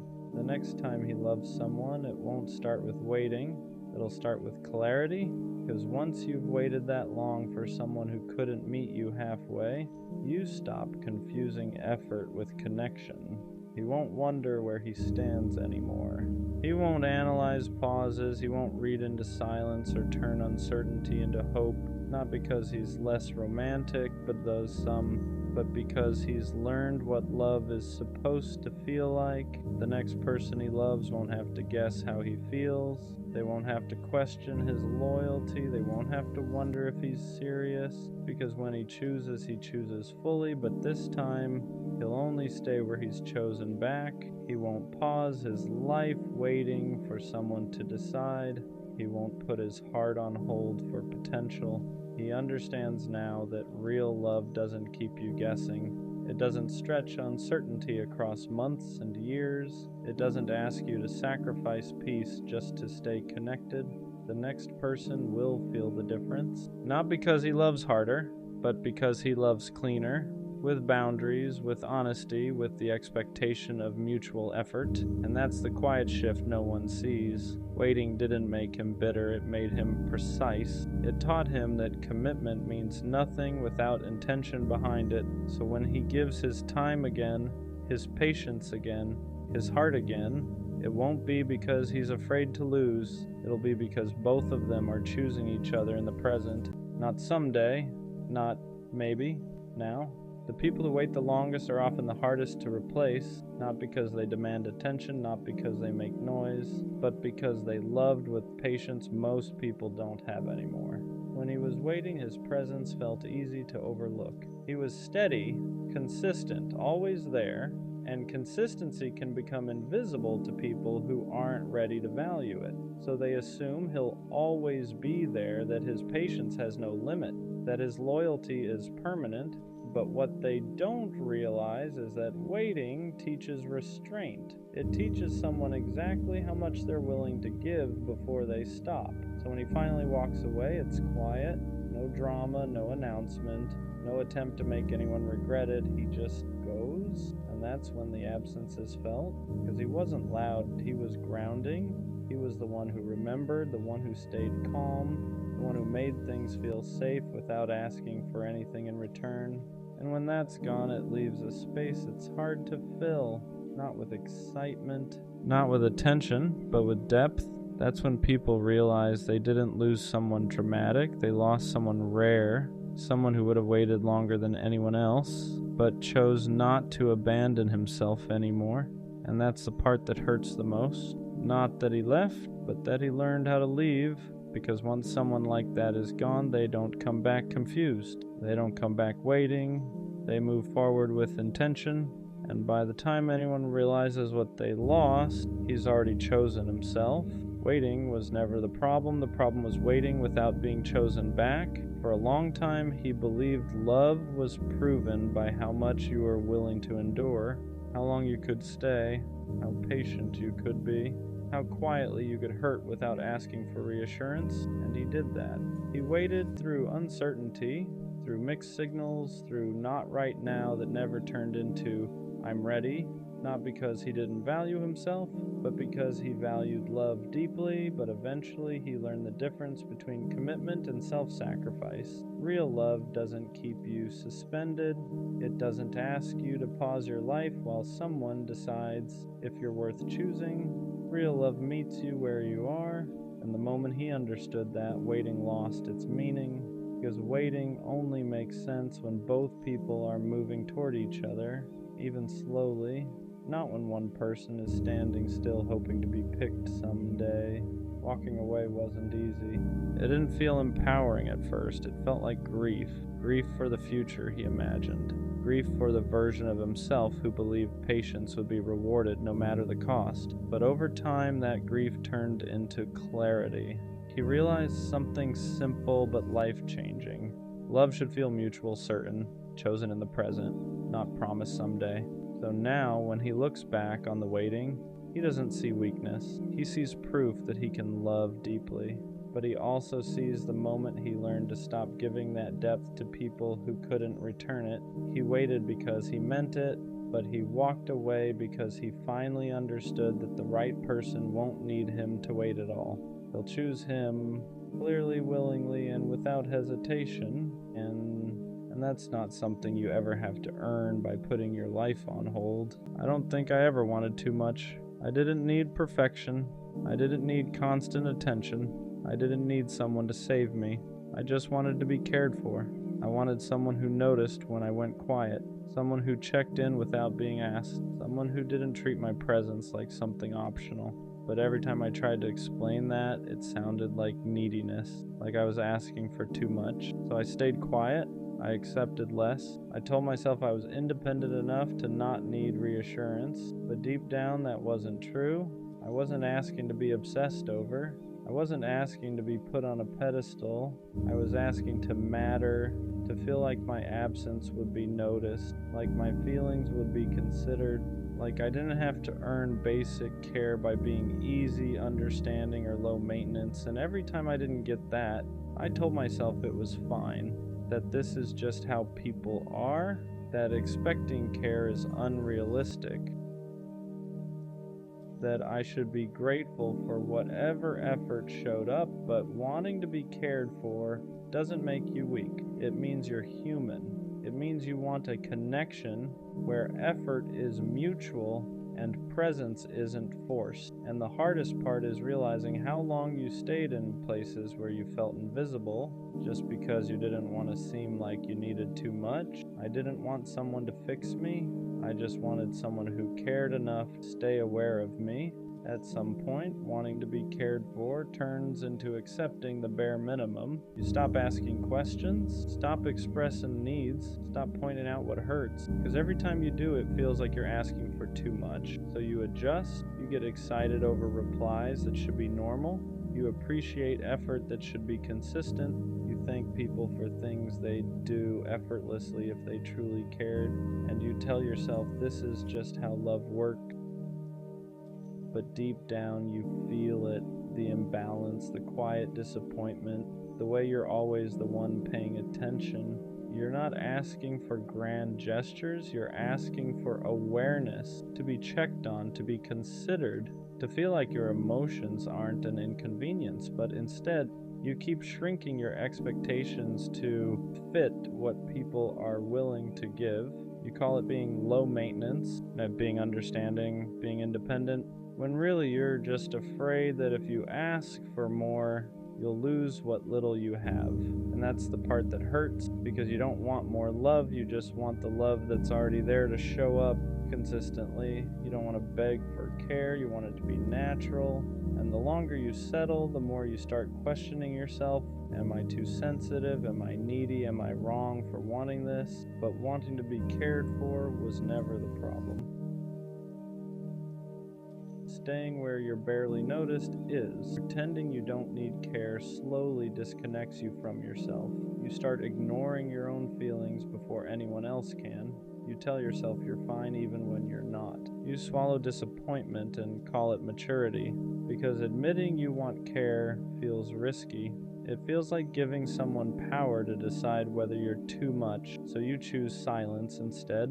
You become the easy one, the understanding one, the one who doesn't ask for reassurance or consistency or emotional presence. And people like that version of you, because it asks for nothing, but inside something starts to dull.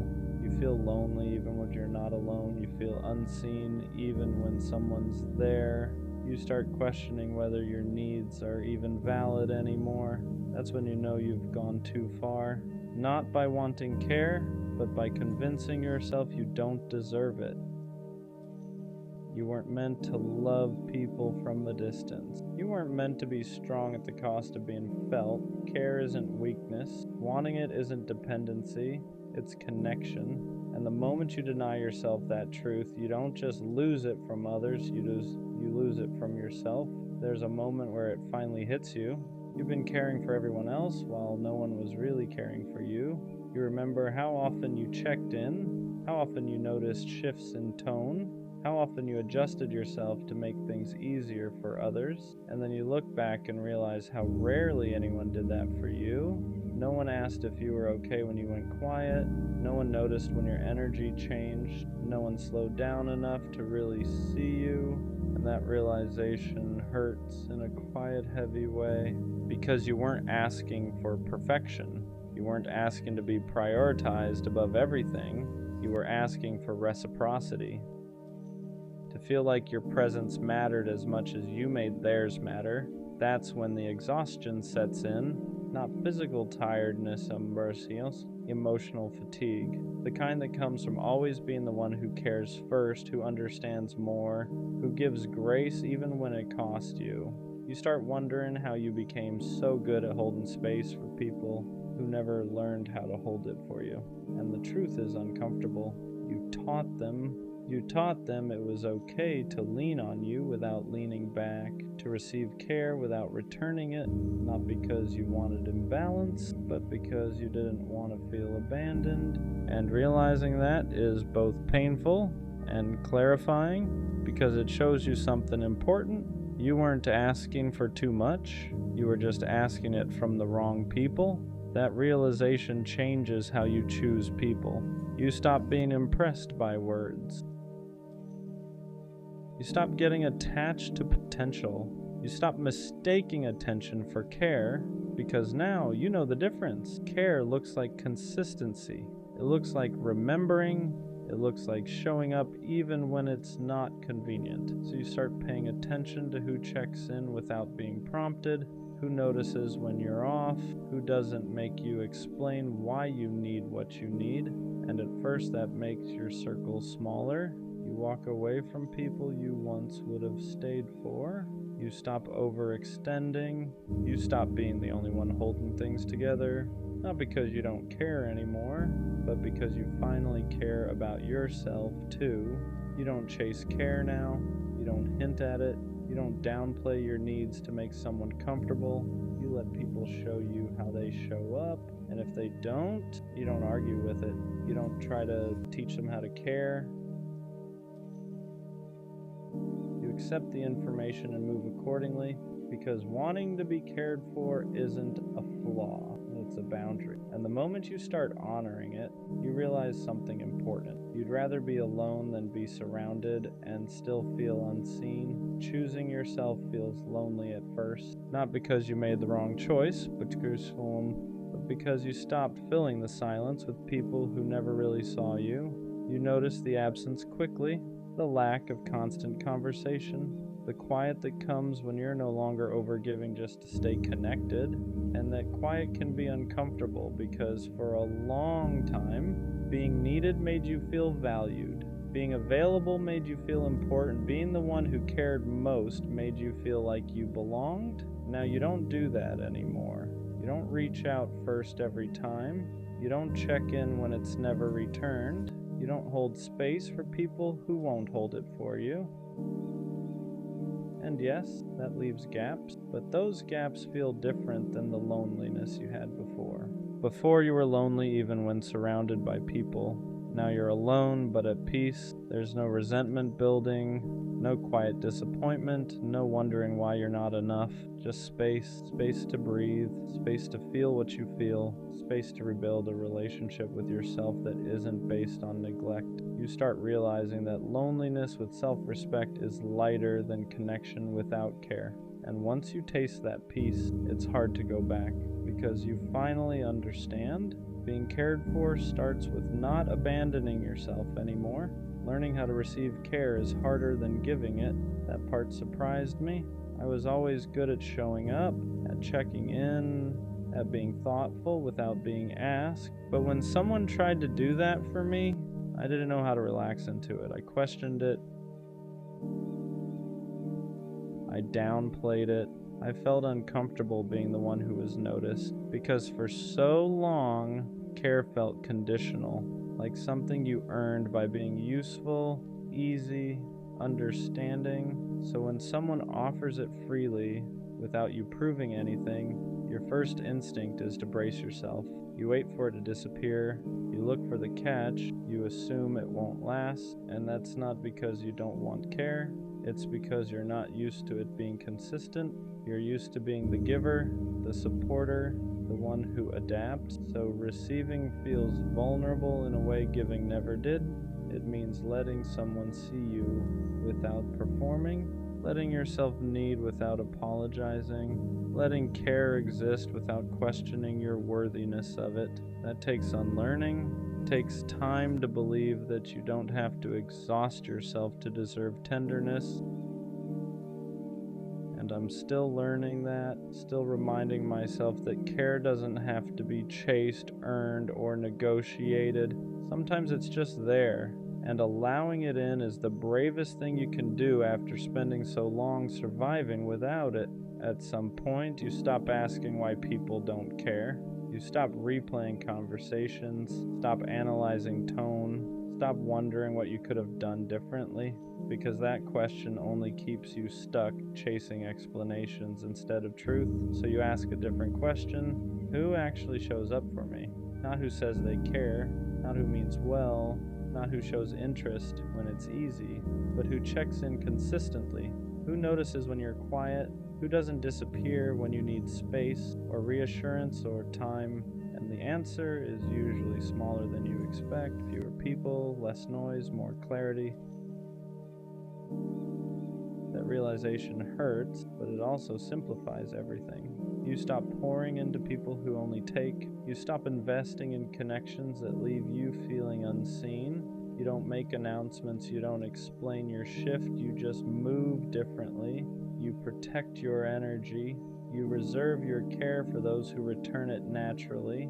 And slowly you stop feeling desperate to be noticed, because you're no longer surrounding yourself with people who make you feel invisible. Care stops being something you beg for and starts being something you recognize. And that's when you finally understand being cared for isn't about convincing people to treat you better.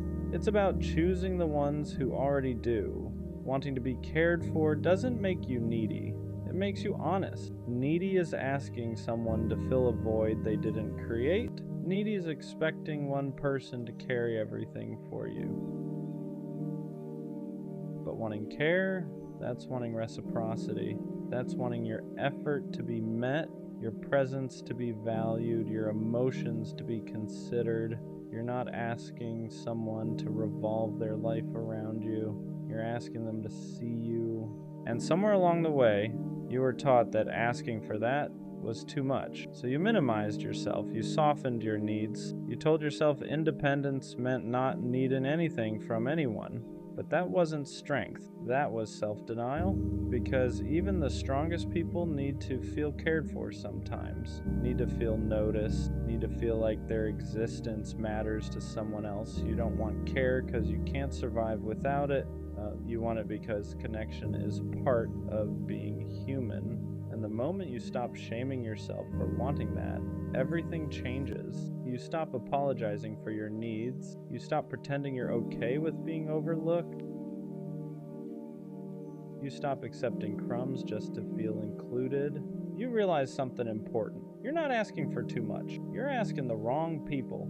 At the end of all this, I realized something simple. Wanting to be cared for is not something I negotiate anymore.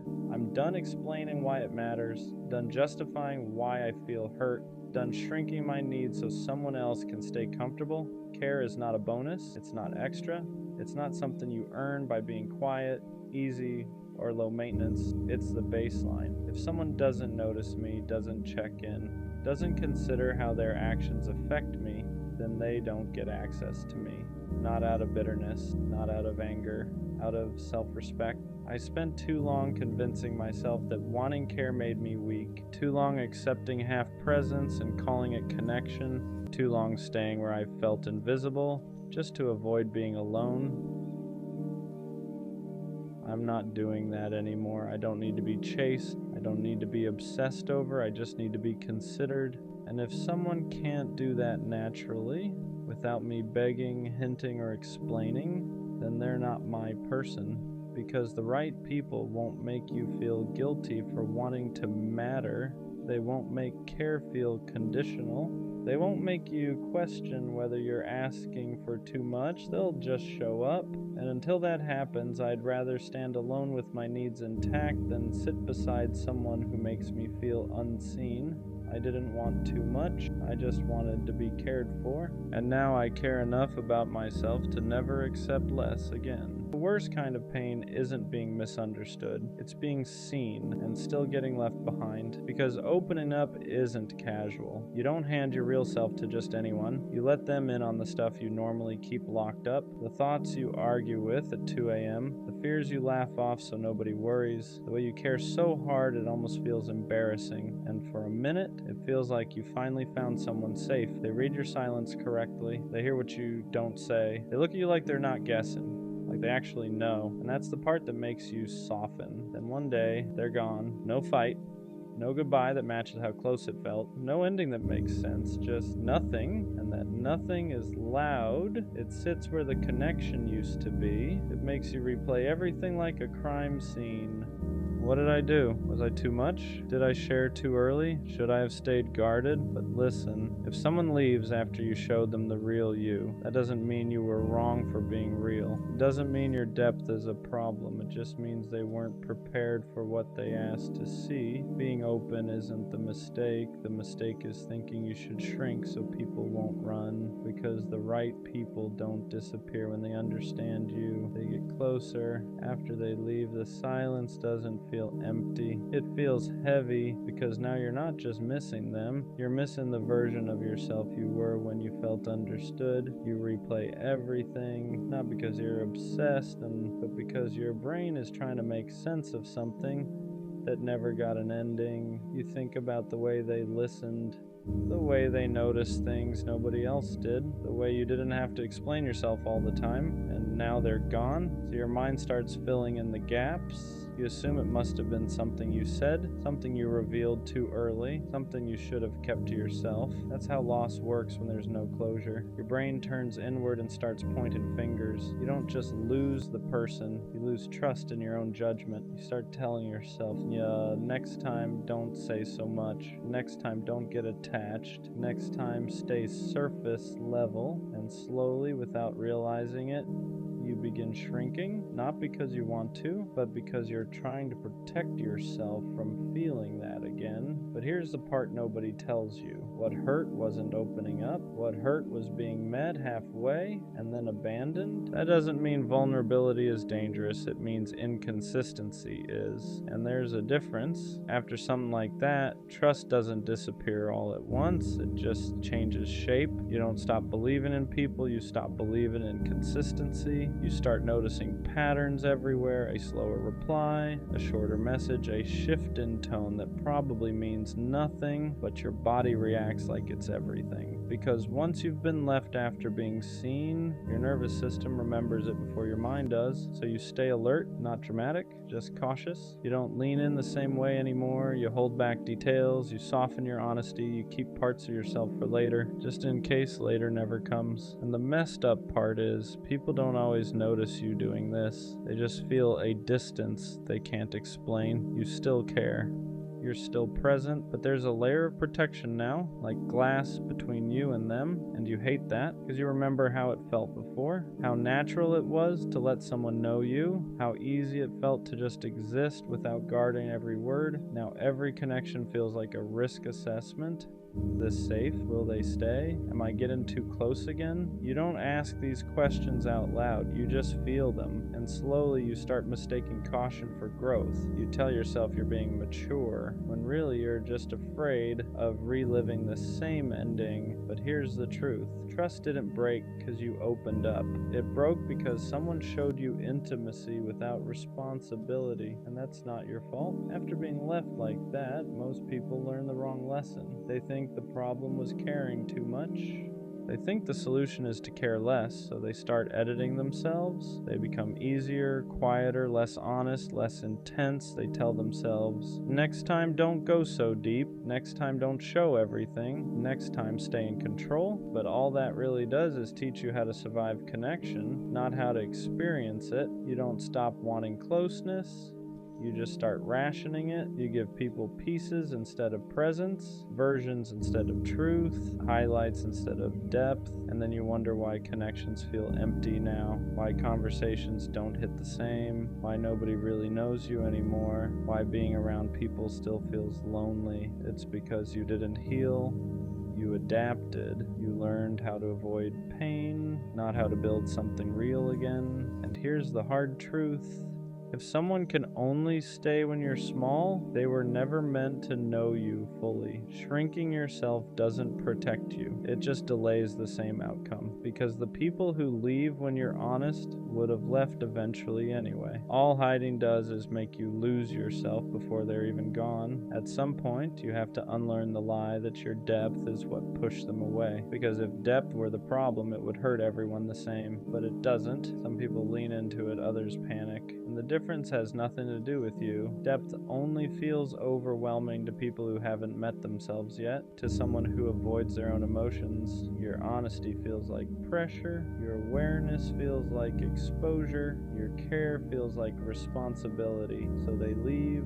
Not because you were too much, but because staying would have required them to show up in ways they weren't ready for. And that's important to understand. You weren't asking for perfection. You weren't asking for forever. You were just asking for presence, consistency, communication, effort that matched the closeness they accepted. That's not intensity, that's basic emotional accountability. But when someone isn't capable of that, they label it as too deep because it's easier than admitting they don't know how to stay. So no, your depth wasn't the problem. The problem was inviting someone into a space they didn't know how to hold. And that doesn't mean you should become lighter. It means you should become more selective. After something like this, a lot of people start punishing themselves without realizing it. They replay the moment over and over, looking for where they went wrong. They tell themselves, I should have seen it coming, I should have known better, I should have protected myself. But that's not growth, that's blame dressed up as reflection. You didn't fail by trusting, you didn't mess up by being open, you didn't lose because you cared, you just encountered someone who could only meet you halfway. And instead of letting that truth land, you turned it inward. You started questioning your instincts, your emotions, your ability to choose people. That's how one loss turns into self-doubt. You don't just grieve the person,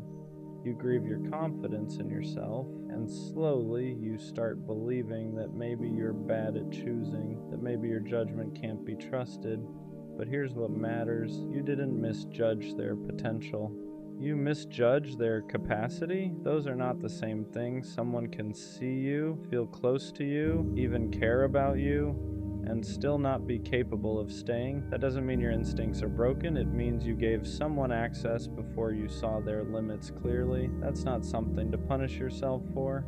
That's something to learn from without hardening, because the goal isn't to trust less, it's to trust wiser. Opening up again after something like that feels risky, not because you don't want connection, but because you don't want to disappear inside it. You move slower this time, not closed, just intentional. You stop rushing closeness. You let consistency show itself before attachment does. You watch how someone handles honesty, not just how they respond to it, because being open doesn't mean being available to everyone.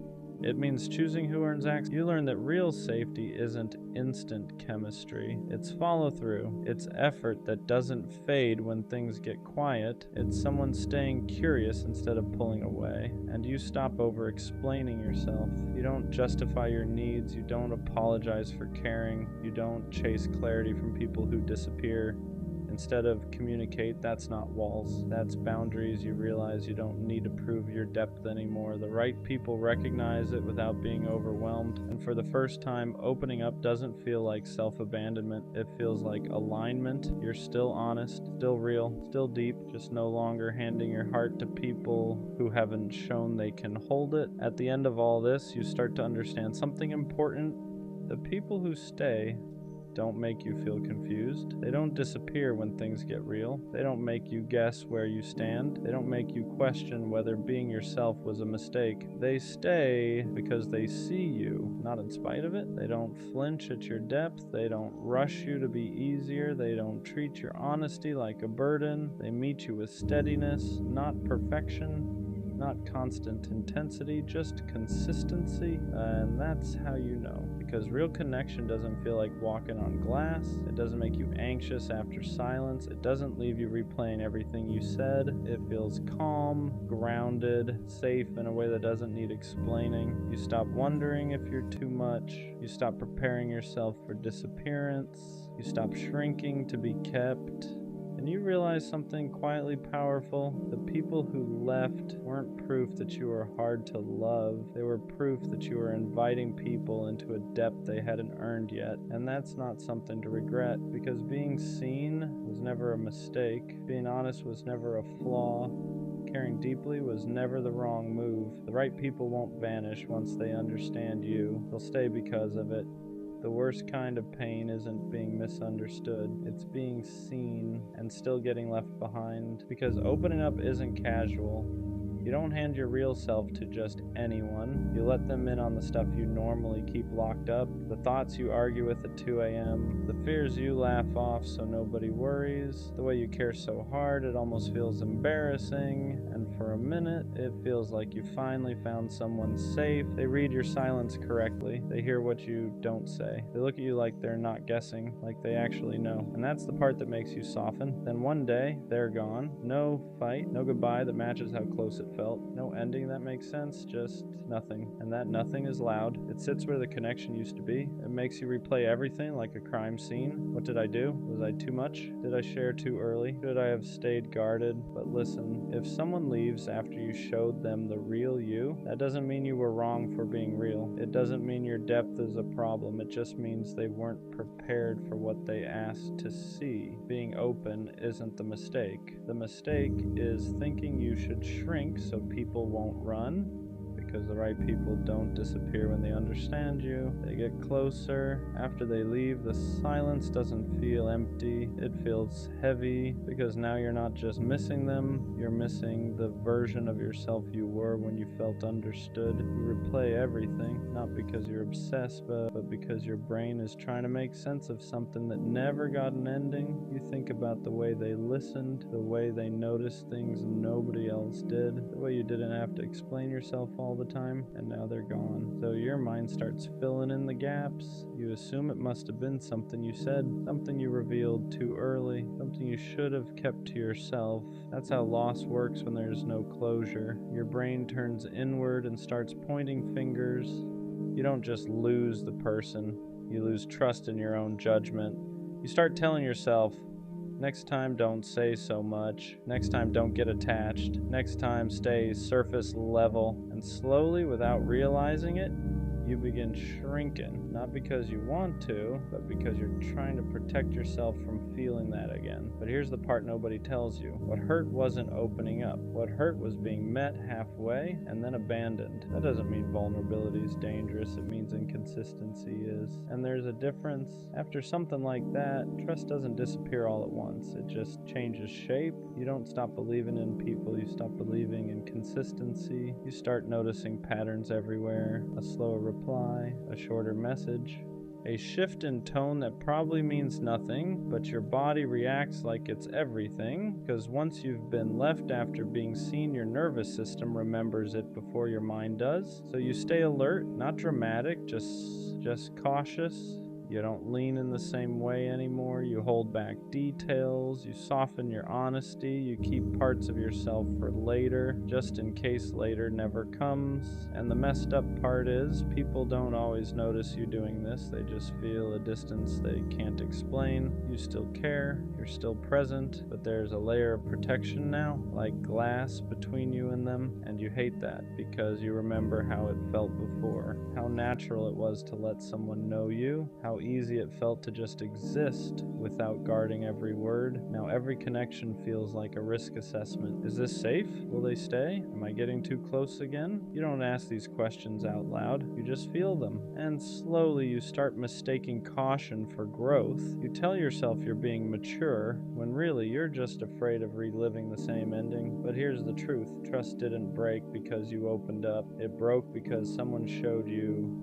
intimacy without responsibility, and that's not your fault. After being left like that, most people learn the wrong lesson. They think the problem was caring too much. They think the solution is to care less, so they start editing themselves. They become easier, quieter, less honest, less intense.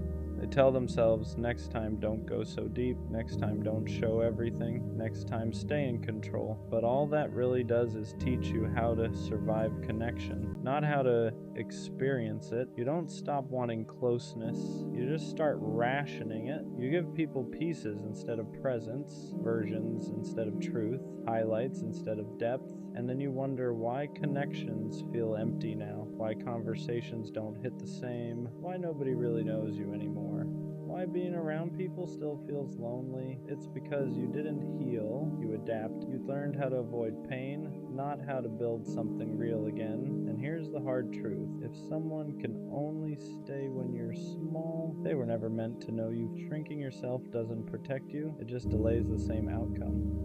Because the people who leave when you're honest would have left eventually anyway. All hiding does is make you lose yourself before they're even gone. At some point, you have to unlearn the lie that your depth is what pushed them away. Because if depth were the problem, it would hurt everyone the same, but it doesn't. Some people lean into it, others panic, and the difference has nothing to do with you. Depth only feels overwhelming to people who haven't met themselves yet, to someone who avoids their own emotions.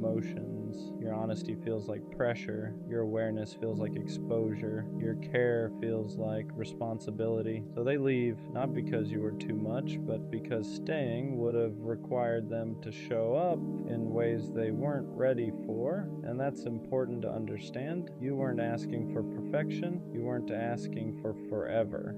You were just asking for presence, consistency, communication, effort that matched the closeness they accepted. That's not intensity. That's basic emotional accountability. But when someone isn't capable of that, they label it as too deep because it's easier than admitting they don't know how to stay. So no, your depth wasn't the problem. The problem was inviting someone into a space they didn't know how to hold. And that doesn't mean you should become lighter. It means you should become more selective. After something like this, a lot of people start punishing themselves without realizing it. They replay the moment over and over, looking for where they went wrong. They tell themselves, I should have seen it coming. I should have known better. I should have protected myself. But that's not growth.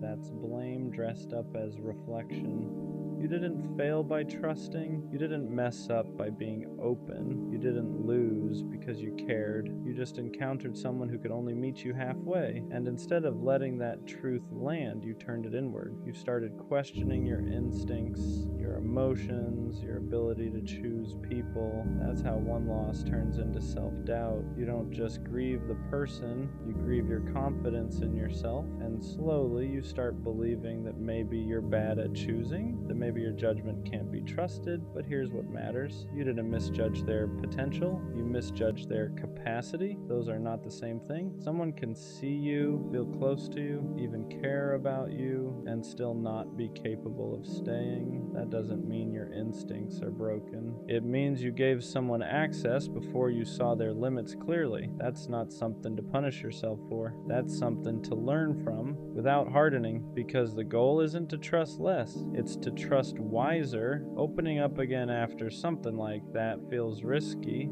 Not because you don't want connection, but because you don't want to disappear inside it, so you move slower this time, not closed, just intentional. You stop rushing closeness. You let consistency show itself before attachment does. You watch how someone handles honesty, not just how they respond to it, because being open doesn't mean being available to everyone. It means choosing who earns access. You learn that real safety isn't instant chemistry. It's follow through. It's effort that doesn't fade when things get quiet. It's someone staying curious instead of pulling away. And you stop over explaining yourself. You don't justify your needs. You don't apologize for caring. You don't chase clarity from people who disappear. Instead of communicate. That's not walls, that's boundaries. You realize you don't need to prove your depth anymore. The right people recognize it without being overwhelmed, and for the first time, opening up doesn't feel like self-abandonment. It feels like alignment. You're still honest,